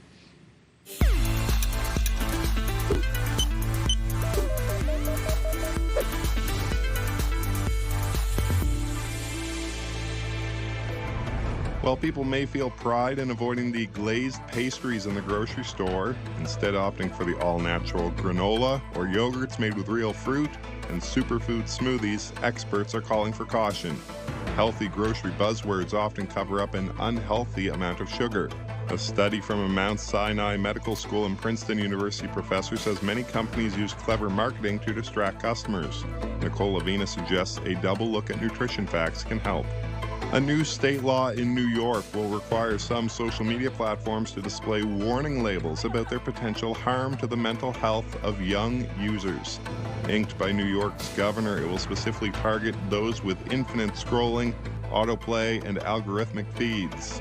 It comes after Australia imposed a social media ban for children under 16.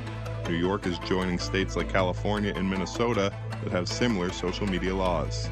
Finally, a Prince Edward Island farmer is trading cattle manure for grazing land as part of a Living Labs project aimed at improving soil health and reducing costs. Nick Green's project pairs farmers with Agriculture and Agri-Food Canada researchers to test practices such as rotational grazing, which has boosted potato yields by up to 28% while improving soil stability. Rising fertilizer prices have made manure a cheaper alternative, and researchers are also studying injection methods that cut nitrogen loss by about 35%.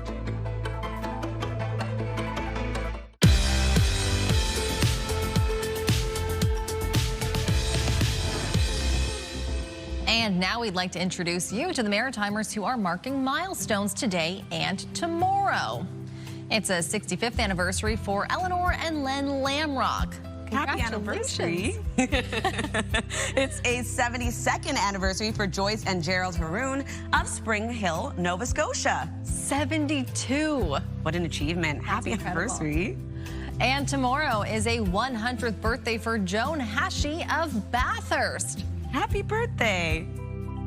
All right, well, to see your milestone again or to find out how to submit one, visit our website by scanning the QR code on your screen. And a reminder, milestones must be received 2 weeks in advance. Milestones, brought to you by the Berkeley Retirement Residences. Love this stage of life. Well, we have a soft spot for big cats on this show, and so does one rescue sanctuary in the UK. So the facility has been providing tender, loving care for lions, tigers, and other big cats for the past 25 years. ABC's Danny New takes us on a virtual trip across the pond to talk to a man who's passionate about giving big cats a second chance at life. Across the pond in Kent, England, we are meeting the around 40 felines who reside at the Big Cat Sanctuary. We're about 36 acres. I'm not sure if you go by acres in. We do.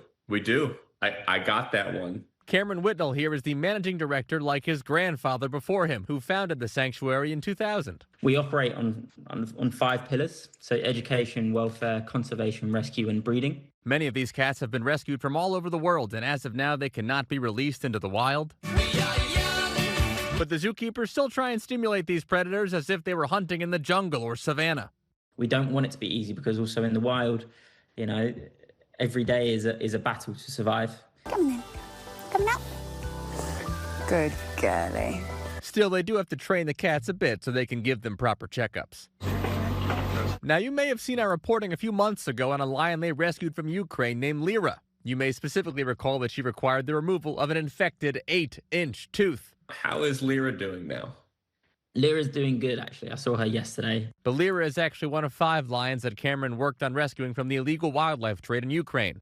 1 year ago today, we welcomed Yuna, the rescued lioness. He has a particular soft spot for one named Yuna. She was shell-shocked and concussed from the bombs. She was going to be euthanized. She was in terrible condition. She'd never been on grass before. But here's that moment she touched grass for the very first time. And the way she's persevered over the past year, Cameron has no problem sharing that Yuna is his favorite cat at the sanctuary. Just to see how brave, curious, and just beautiful she is. She's just such a magnificent lioness, and yeah, she's my world. Now, the sanctuary does not allow many visitors, but there are 8 lodges where you can stay on the grounds and wake up to the roars of lions and tigers. Typically, Cameron says the lions wake you up around 5 a.m. In New York, for ABC News, I'm Danny New.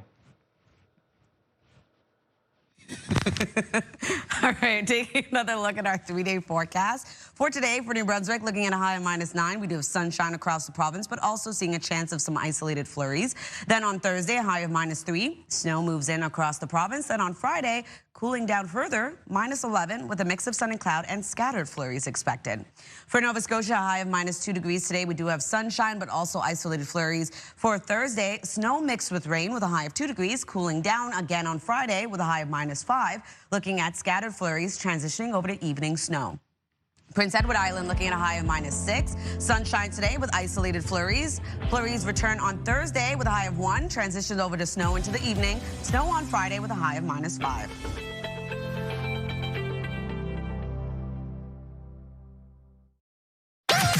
The #1 morning show in Halifax. Turk, Megan, and Amateur Alex. And home to the biggest artists.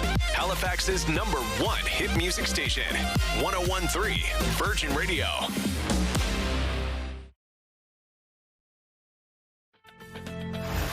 It's Wednesday, December 31st, New Year's Eve. Today on Your Morning Atlantic, a brief break in weather systems as Maritimers prepare for a dumping of snow and ice for New Year's Day. Your top news headlines and the forecast still ahead. And A to Z Part 2. In our second installment of our annual series, we'll look at the top news headlines of 2025. That's still ahead on the New Year's Eve edition of Your Morning Atlantic.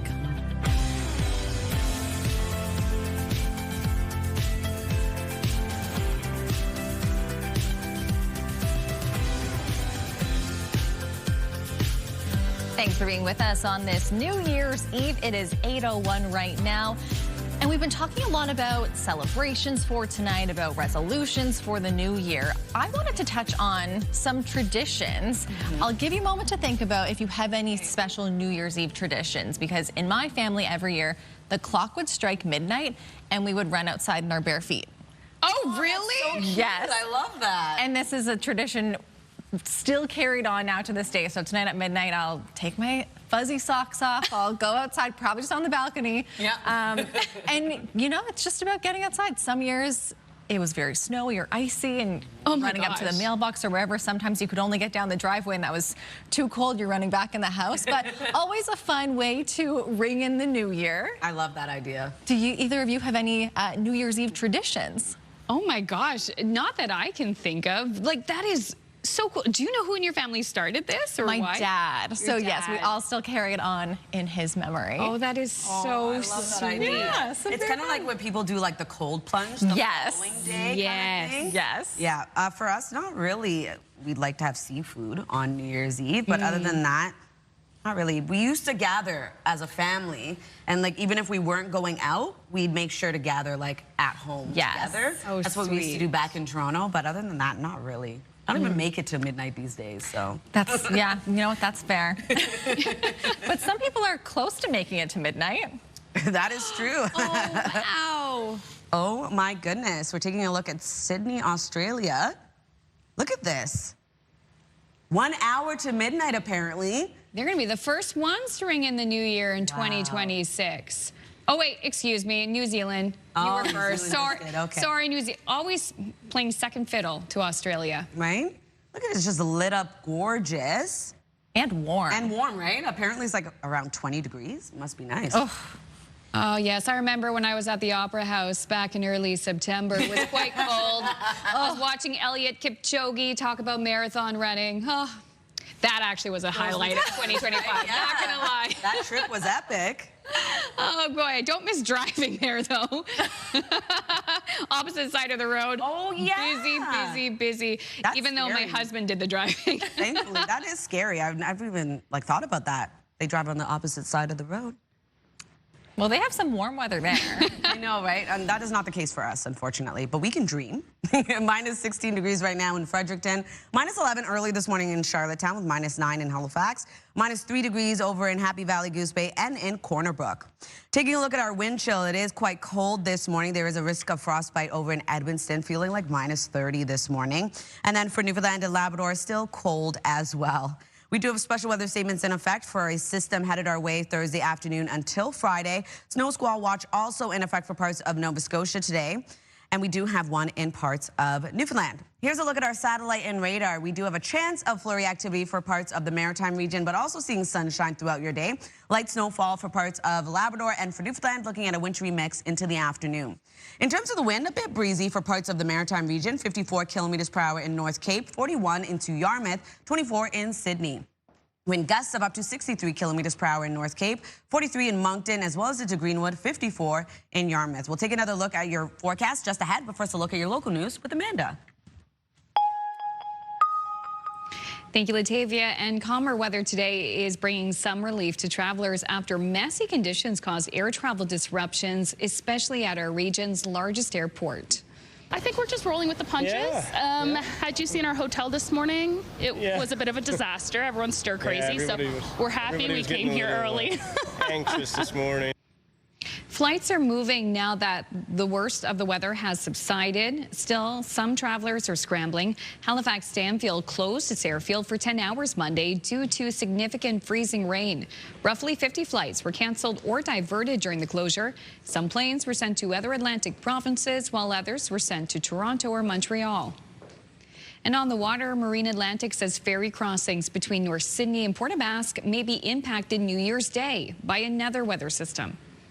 Unfortunately, what we've seen this month is just storm system after storm system after storm system. And in the long-range forecast, we're seeing another system moving in later this week. Latavia will have more details on that weather system in our next look at the forecast. All this after ferry crossings were canceled yesterday due to weather. On the roads, Nova Scotia RCMP say they responded to over 90 collisions across the province, mostly on the mainland. Nova Scotia Power says its system held up pretty well in all of this mess with only a small number of outages. Meantime, the weather did not dampen the setup for tonight's CBRM's New Year's Eve celebrations, which includes setting up that big Ferris wheel. Flu cases are on the rise around here, and health officials say this season is shaping up to be more severe than expected. So we expect, as in many years, this will put significant strain on the healthcare system, but also on our patients in general. You know, even if you don't need a hospitalization or an emerge visit for influenza, it's a really uncomfortable illness. The IWK Health Centre in Halifax is also reporting a large increase in the number of children coming to the emergency department with serious flu symptoms. Health officials say vaccination is still the best form of protection and that the influenza vaccine prevents 30 to 40% of hospitalizations. Families can also protect themselves by maintaining proper hand hygiene, staying home when sick, and wearing a mask. This year's Order of Nova Scotia recipients have been revealed, with Joel Plaskett among those receiving the province's highest honor. In the basement, singing songs, here we turn the PA on.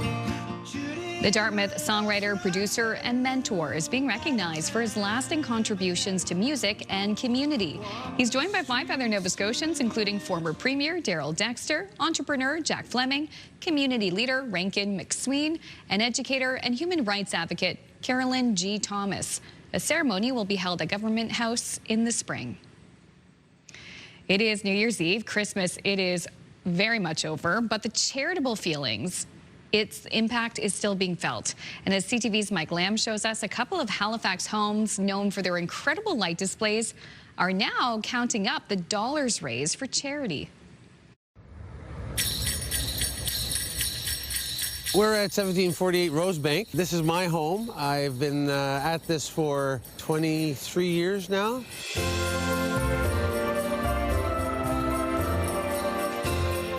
This year's been excellent. Every year has been a little bit more. We've had a lot of people through. It's a lot to put this up, but when it's done, to see the looks on people's faces and the enjoyment, that makes it all kind of worth it. There's QR codes, so we're not quite sure how much we raised this year. SOS is the largest one, and it generates funds for anybody in Nova Scotia. So we've been doing that for several years now. Wonderful people, and we've had a great year this year. Huge amount, like on the order of $34,000. Wow, and thank you.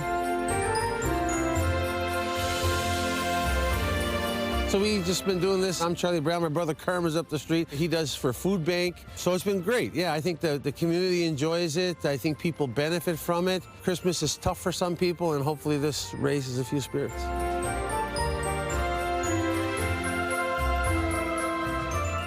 It warms your heart. The spirit of Christmas continues on into 2026. Absolutely. So cool to see. Well, now that it is New Year's Eve, millions of eyes from around the world will be on New York City, and as Times Square prepares, they needed to do a very important test of the confetti. Oh.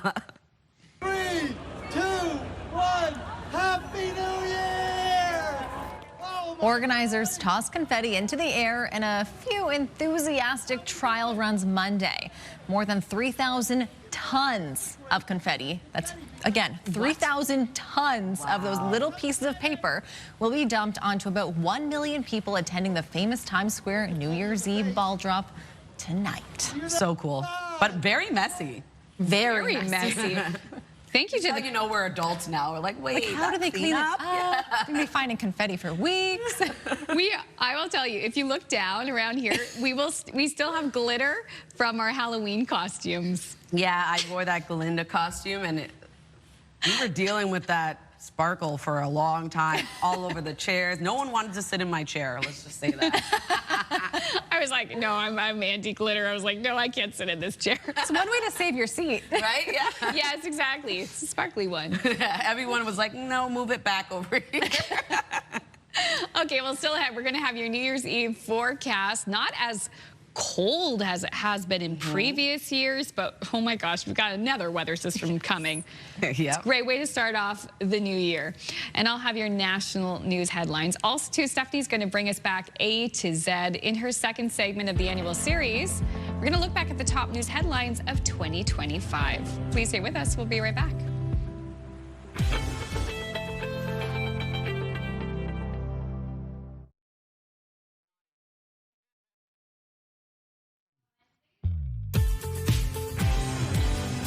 Good morning, Atlantic, Canada. Thank you so much for joining us. Time now is 8:14 on your Wednesday morning. It is New Year's Eve. Taking a live look at Bedeque, Nova Scotia. Beautiful sunny start to your day. Although a bit cold, -2 degrees in your area. Temperatures will rise a little bit later on, but still going to remain a bit on the cooler side of things. But you will be seeing that sunshine throughout the day today before flurries arrive into the evening. Weather is brought to you by the Atlantic Lottery mobile app, and it is quite cold across the region today. -16 degrees heading outdoors in Fredericton with -12 in Charlottetown, -3 degrees in Sydney with -9 in Halifax, -1 in Gander. Over to the special weather statements currently in effect across parts of all 3 maritime provinces. There is a low pressure system headed our way for Thursday afternoon until Friday, bringing a bit of significant snowfall to parts of the maritime region at around 10 to 30 centimeters expected. Snow squall watch remains in effect for parts of Nova Scotia today. Could see up to 10 centimeters within those snow squalls and wind gusts ranging from 40 to 60 kilometers per hour. And a snow squall watch also in effect for parts of Newfoundland ending later tonight, 2 to 4 centimeters, but possibly up to 10 centimeters within those snow squalls. Here's a look at the current system we're dealing with. Starting off the day with a bit of sunshine for parts of Atlantic Canada. Also a wintry mix slowly moving into parts of Newfoundland. Rain mixed with snow expected for parts of that province today. For Labrador, looking at some light snowfall throughout your day. And then for the maritime region, a mix of sun and cloud for the most part, but also a chance of flurries for parts of all 3 maritime provinces expected. Same thing into the afternoon, and then into the evening, we'll still see a chance of flurry activity for parts of the maritime region. Light snowfall continues for parts of Labrador, and we start to see a lot of that low pressure system clear out of Newfoundland. If you're wondering about precipitation totals, this is before this system is going to make its way over. So it's going to remain quite light, only seeing around 2 to 5 millimeters of additional rainfall for parts of Newfoundland. And then for our snowfall outlook, only seeing around 1 to 5 centimeters from now until early Thursday morning before this system makes its way over for parts of New Brunswick and Nova Scotia. Remaining quite light, only seeing around 1 to 5 centimeters as well for Labrador City. For forecast today for New Brunswick, looking at a mix of sun and cloud with a chance of flurries across parts of the province today into the evening as well. Daytime highs will range from -13 to -3 degrees and wind gusts of 40 kilometers per hour. Highs between -9 to -4 for Prince Edward Island, also seeing sunshine, but we do have flurry activity expected as well. For Cape Breton, eastern Nova Scotia, highs between -6 to 0. Sunshine throughout your day, a chance of flurries returns as well. Same thing goes for the rest of Nova Scotia with daytime highs between -4 to 0. Labrador City seeing periods of snow throughout your day with a high of -13 degrees and 3 degrees into St. John's, Newfoundland. Rain mixed with snow throughout your day. So for Thursday's forecast on New Year's Day, we are going to see some significant snowfall for parts of the maritime region. A bit of a wintry mix for Nova Scotia, looking at rain mixed with snow. Same thing goes for Newfoundland, a bit of a wintry mix as well. And then for Thursday's forecast, temperatures really begin to dip down yet again as we inch towards the weekend. Still dealing with some flurry activity for the maritime region. Snow and or rain for most of Newfoundland, and for Labrador, still dealing with some snow headed your way as well. So that's a look at your weather forecast. We'll throw things over to Amanda for your national and international news headlines. Lots of snow to ring in the new year. Thank you so much, Latavia. New searches getting underway for the Malaysia Airlines flight, which vanished without a trace more than a decade ago. There were more than 200 passengers on board, including 2 Canadians. And what happened to them is one of the greatest aviation mysteries of all time. Here's CTV's John Venevali-Rao. The newest search is taking place far out off the coast of Western Australia, with Ocean Infinity, a British-American deep-sea robotics company, using underwater drones that can dive up to 6 kilometers below the surface in the hopes of finally finding Malaysian Airlines 370. There's reason to be hopeful. They're using the newest technology. They're at a good time of year, and they know where they have searched previously. The Boeing 777 jet took off in 2014 on a flight from Kuala Lumpur to Beijing. On board more than 200 passengers, including this pair of Canadians. The last thing heard from the plane was sent to air traffic control 38 minutes into the flight. Good night, Malaysia. Radar showed the jet made a sudden turn to the west, then south over the Indian Ocean, never to be seen again. Though debris washed ashore on a French island and along Africa's east coast. For relatives of the missing, not knowing what happened for the last 11 years has been agonizing. There were theories about pilot suicide, a fire, or hijacking, but nothing's ever been proven. Zhang Hu lives in Beijing.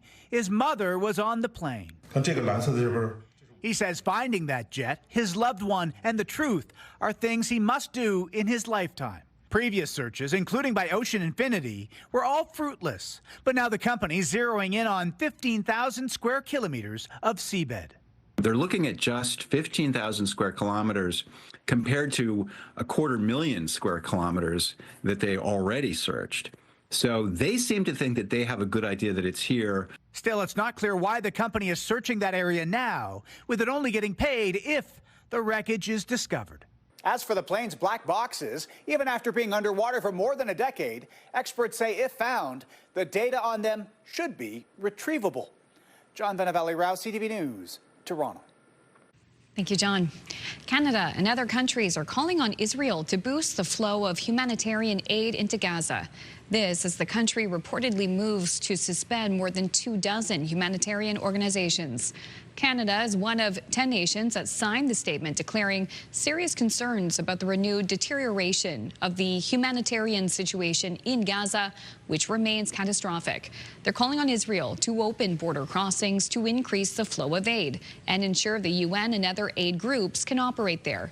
Israel says it is suspending around 25 humanitarian organizations, including Oxfam Quebec and Doctors Without Borders, for failing to meet its new rules on vetting staff working inside Gaza. A quick break here on CTV's Your Morning Atlantic. When we return on this New Year's Eve, we'll have a look back at the top stories from the region from 2025. Please stay with us.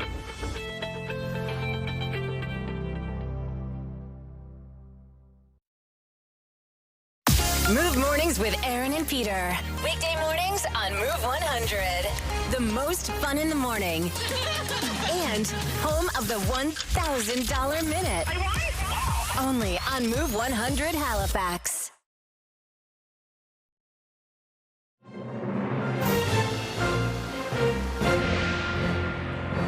In part two of our recap of the major stories from the past year, we begin with J for job action. From Air Canada to Canada Post and several university strikes, thousands of people walked off the job this year. More than 1,000 full-time faculty at Dalhousie University were locked out just ahead of the start of the school year, impacting classes for thousands of students. Part-time faculty at Mount St. Vincent University and St. Mary's University went on strike in October for 3 weeks. K is for King. Dennis King stepped down as Prince Edward Island's premier after 6 years in the role. I have had the great honor and pleasure to have been premier during what I believe has been a very consequential time in our province's history. Just over a week later, King was appointed as the ambassador to Ireland. The PC caucus chose MLA Rob Lance as the party's interim leader. He was sworn in as premier on February 21st, the same day King's resignation took effect. But he resigned from the job on December 11th in an official bid for the party's permanent leadership. That vote is scheduled for February. MLA Blois Thompson was then sworn in as premier, the third person to hold the office this year. L is for lobsters. A pair of rare lobsters became a must-see attraction this summer in Dartmouth. The cotton candy-colored lobster is said to be 1 in 100 million. It was named Moon Mist after the iconic Nova Scotia ice cream flavor. The other lobster, named Bingo after a children's cartoon character, is split red and black. It is believed to be 1 in 50 million.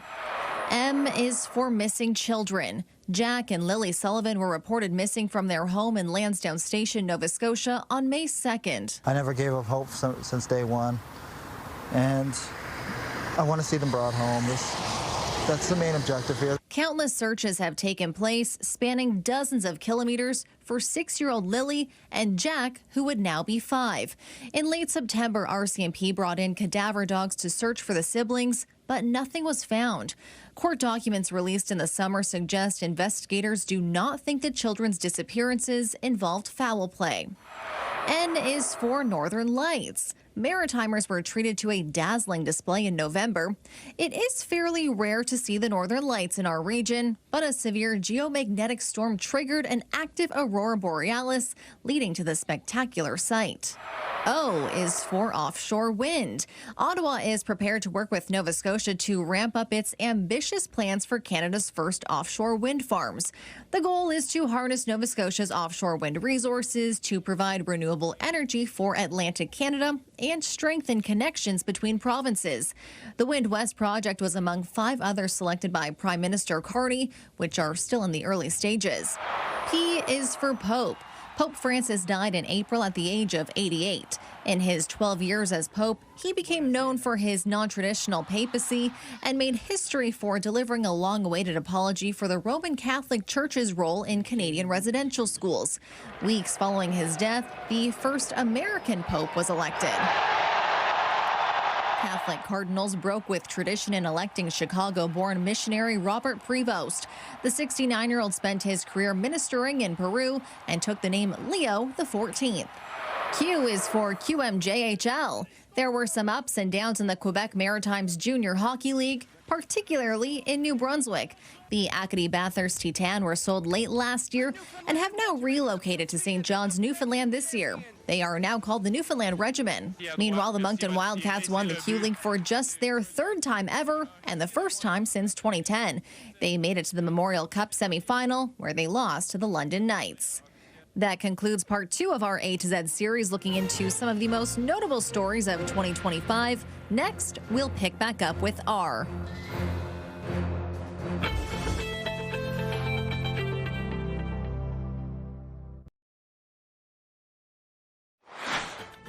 Coming up this half hour, a bright way to ring in the new year. Glow Gardens in Halifax is inviting you to end 2025 with their sparkling and spirited family event. We'll take a tour in 15 minutes on Your Morning Atlantic.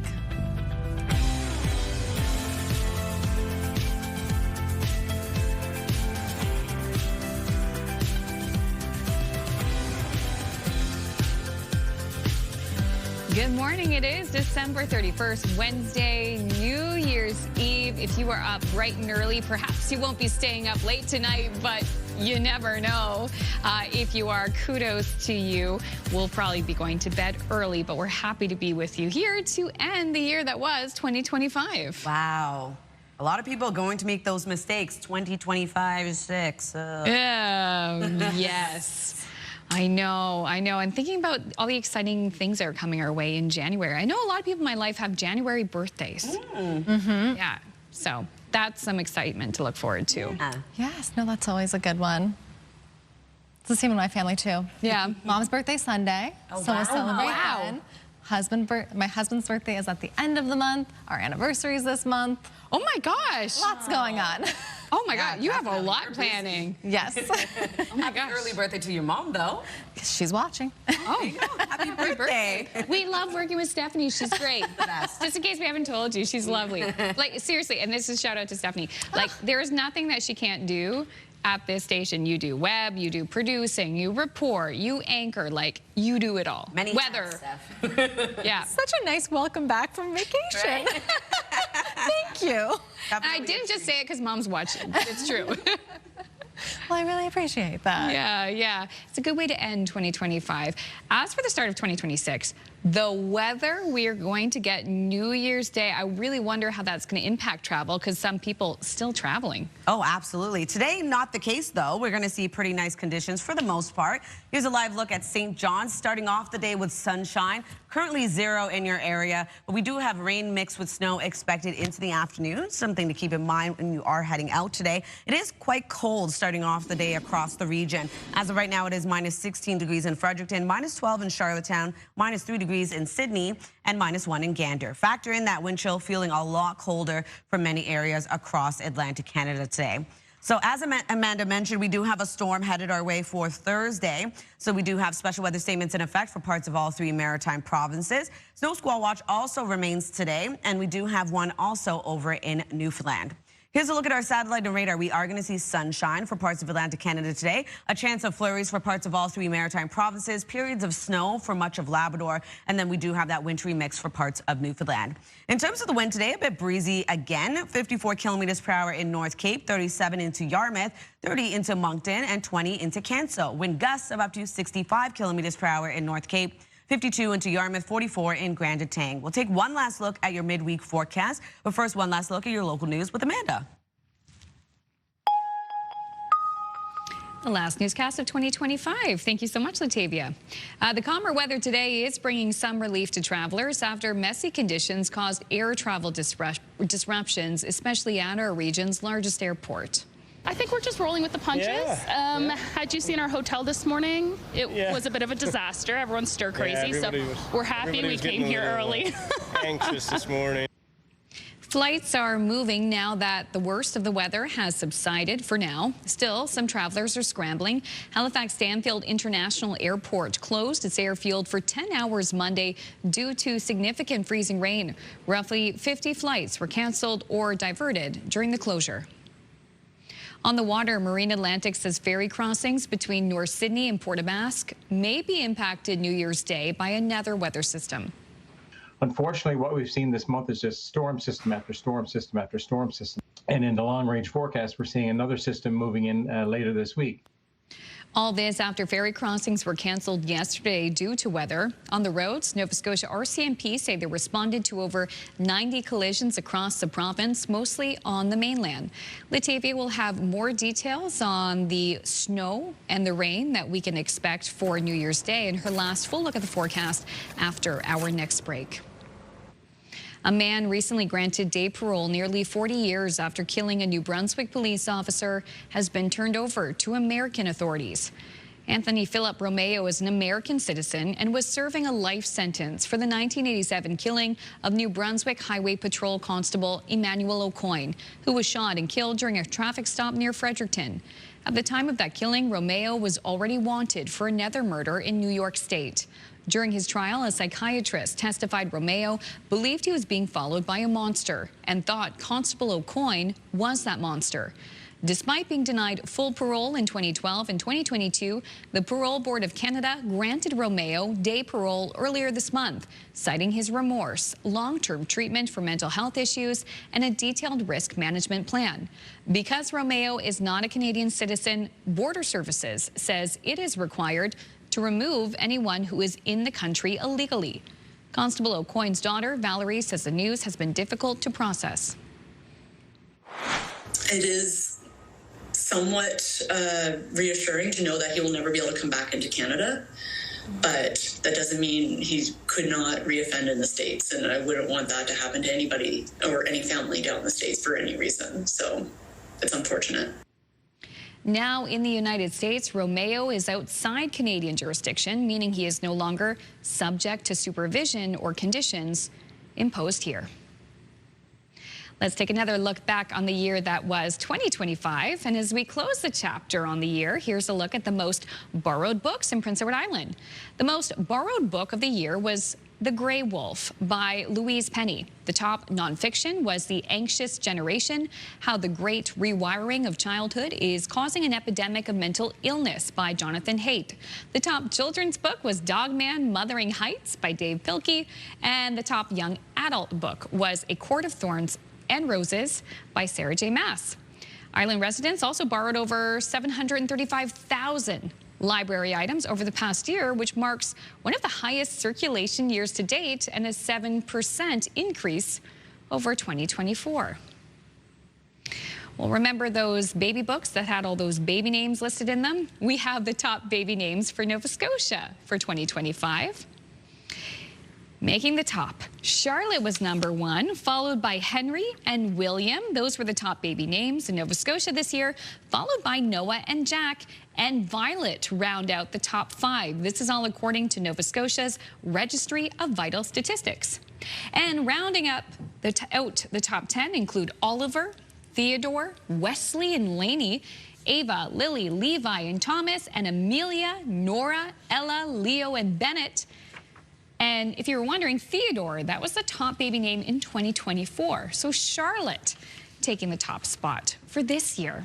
I love seeing these trends. Very interesting. And like interesting to see too, like as these kids go to school, like how many Charlottes are there in each class? How many Williams? That's very true. I feel like for our generation, at least in my class, there were so many Ashleys. There was a lot of Ashleys and Jennifers. And Britneys. Jennifers. Which one? Britneys. Britneys, yeah, a lot of Britneys too. Yeah. Yeah. So interesting. It's the millennial way. Okay, so as we're closing out the year, tomorrow is the start of the new year. And across the country, people are preparing to jump into icy water as part of some polar bear plunges. But researchers are actually diving into some evidence of cold water exposure. There also is increasing interest on the impacts of cold water exposure on mood and insulin sensitivity. The NIA Health research team examined the health effects of cold plunges with a focus on how people respond to cold exposure in real-world settings.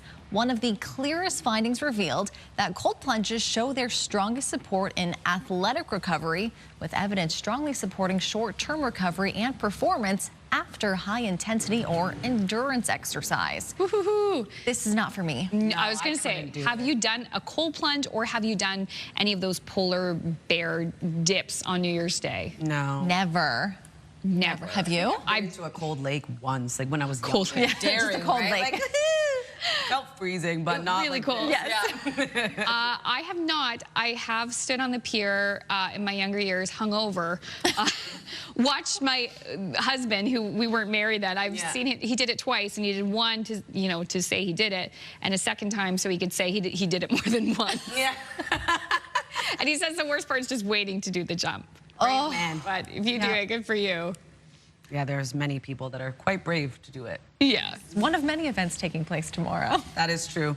And we'll take a look at the rest taking place in our region so you can celebrate the magic of the full moon and winter Saturday, January 3rd at the Lunar Snowfest in New Brunswick. So the event will actually take place at Mount Carlton Provincial Park in St. Quentin.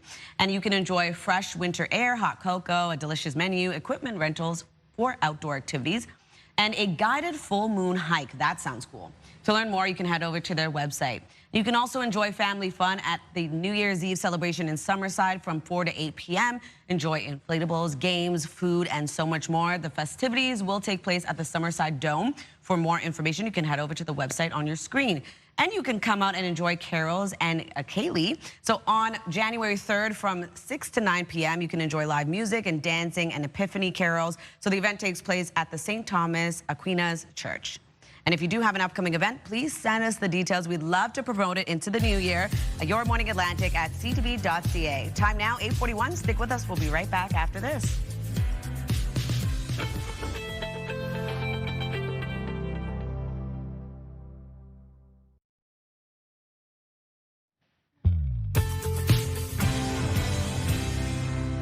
Good morning and welcome back. The time now is 8:44. We're taking a live look at Fredericton. A cold start to your day, minus 16 degrees as of right now. Seeing lots of sunshine, though, throughout your day before a chance of flurries returns into the evening.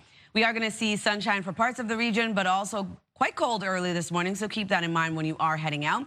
In terms of our current temperatures, they will warm up a little bit later on, but still remaining below the freezing mark for many areas. As of right now, it is minus 12 degrees over in Charlottetown, minus 9 in Halifax, minus 3 degrees over in Sydney, and 0 into St. John's, Newfoundland. Special weather statements in effect for parts of all 3 maritime provinces for Thursday afternoon until Friday. We do have another low pressure system making its way over. Could see some significant snowfall at around 10 to 30 centimeters. A snow squall watch also in effect for today. We are expecting up to 10 centimeters within those snow squalls, wind gusts ranging from 40 to 60 kilometers per hour. And a snow squall watch also in effect ending a little bit later tonight for parts of Newfoundland, 2 to 4 centimeters, possibly up to 10 centimeters within those snow squalls as well. Here's a look at our forecast timeline. So mix of sun and cloud for much of Atlantic Canada, but we do have some active weather as well tracking across the region, looking at periods of snow for parts of Labrador, a wintry mix, rain mixed with snow for parts of Newfoundland, and then for the maritime region, just a chance of some flurry activity. That's the same into the afternoon, and then into the evening, a chance of flurries is expected to take us into early Thursday morning before that system starts to make its way over to the maritime region. If you're wondering about precipitation totals, only seeing around 2 to 5 millimeters for St. John's, Newfoundland, and then for snowfall at around 1 to 5 centimeters expected. This is not including what we're expecting in terms of that system moving in later Thursday. And then we also see 1 to 5 centimeters for Labrador City. For forecast today, lots of sunshine across New Brunswick. Daytime highs between -13 to -3. We do have a chance of flurries for parts of the province as well. Highs between -9 to -4 for Prince Edward Island. Looking at a mix of sun and cloud as well. We do have a chance of flurries throughout your day. For Cape Breton, eastern Nova Scotia, also going to see highs between -6 to 0. We are going to see mix of sun and cloud, but also a chance of flurries. Same thing for the rest of Nova Scotia, really, with highs between -4 to 0 as well. For Labrador City, periods of snow expected throughout your day today with a high of -13 degrees. 3 degrees for St. John's, Newfoundland. Rain mixed with snow moving in later this morning into the afternoon. So for Thursday's forecast, we could see some significant snowfall for parts of the Maritime region. Rain mixed with snow expected for much of Nova Scotia, as well as into Newfoundland, and looking at a chance of flurries returning and then turning into a light snowfall for parts of Labrador into Friday's forecast. A chance of flurries returns for the Maritime region. Temperatures will be cooling down on Friday, and we're looking at a bit of a wintry mix for parts of Newfoundland. That's a look at your weather forecast. Now we're going to head over to Glow Gardens. Jingle bells, jingle bells, jingle all the way. This year our theme is the Christmas Carnival. So it's very exciting. Every year we have a different theme. And we're so excited about this theme. We've got Ferris wheels and a lot of big, beautiful light fixtures. So we have a zoo, we have all kinds of big tents and air balloons, and it's just a lot of fun. And who doesn't love a fun carnival? Oh, hello there. I was worried I didn't have anything left to give. So this year we added Glow Quest. So it's an interactive element where every kid who comes gets a magical icicle wand and they become a spark bearer. So we have little activations all throughout the gardens. So they tap it with their wand and each station does something different. There's lots of fun puzzles that are aimed more for an older child, but then there's lots of puzzles and games and activities for the younger children too. And we actually have 2 new features this year.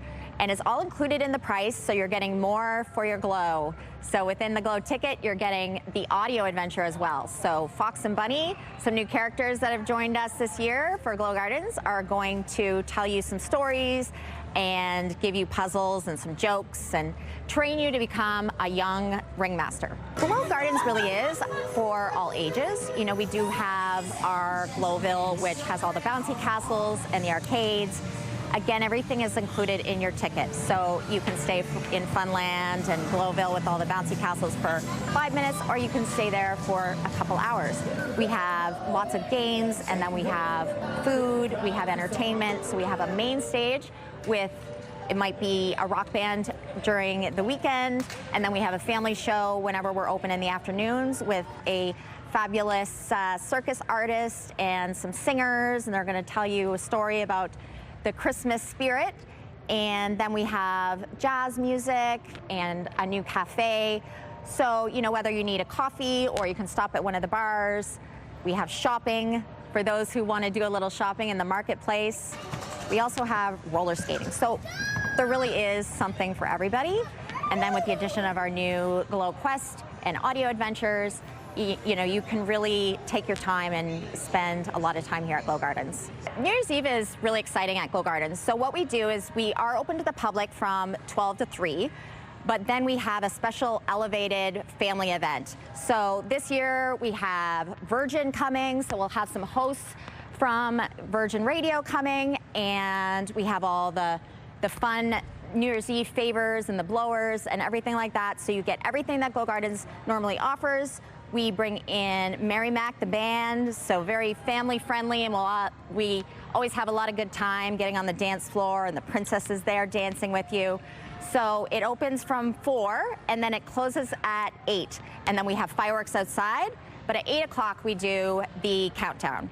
So it's a great event for the families where you can do the countdown and go outside, have some fireworks, drive home, and you're home in bed for 10 o'clock. It's a great way for families to spend New Year's Eve. You can purchase tickets at halifax.glowgardens.com. There'll be a calendar there, and you can see all the times we're open. The times do vary, but We are closed for the first 4 weeks on Mondays and Tuesdays, and then open Wednesday, Thursday, Friday, Saturdays, Sundays. So there are specific hours on our website, and you can purchase tickets online. You can also purchase them at the door, but we do recommend purchasing them online beforehand so you don't run into a sold-out time slot.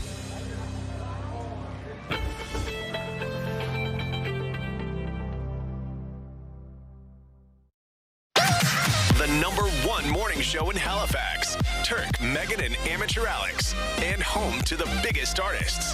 Halifax's #1 hit music station. 101.3 Virgin Radio.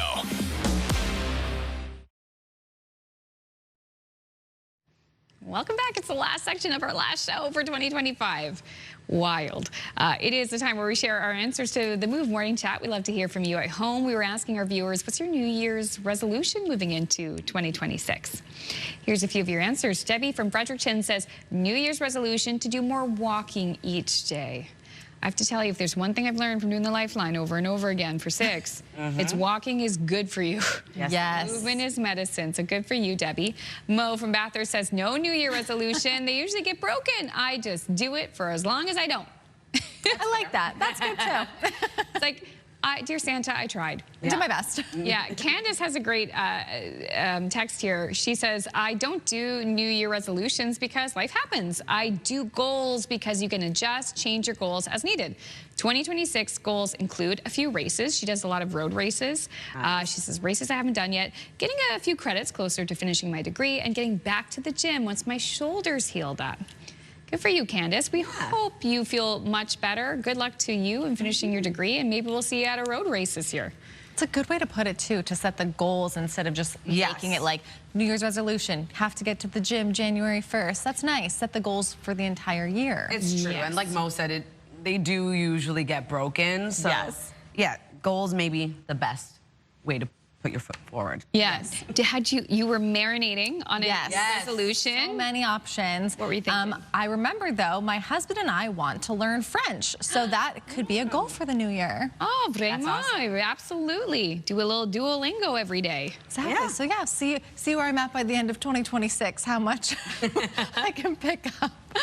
Very good. Oh, yeah. So, yeah, that'll be maybe the goal, not the resolution. The goal. I like it. The goal, not the resolution. Okay, well, sticking with the New Year's theme, a test of the New Year's Eve ball in New York City was conducted Tuesday, giving viewers around the globe a sneak peek of tonight's countdown to 2026.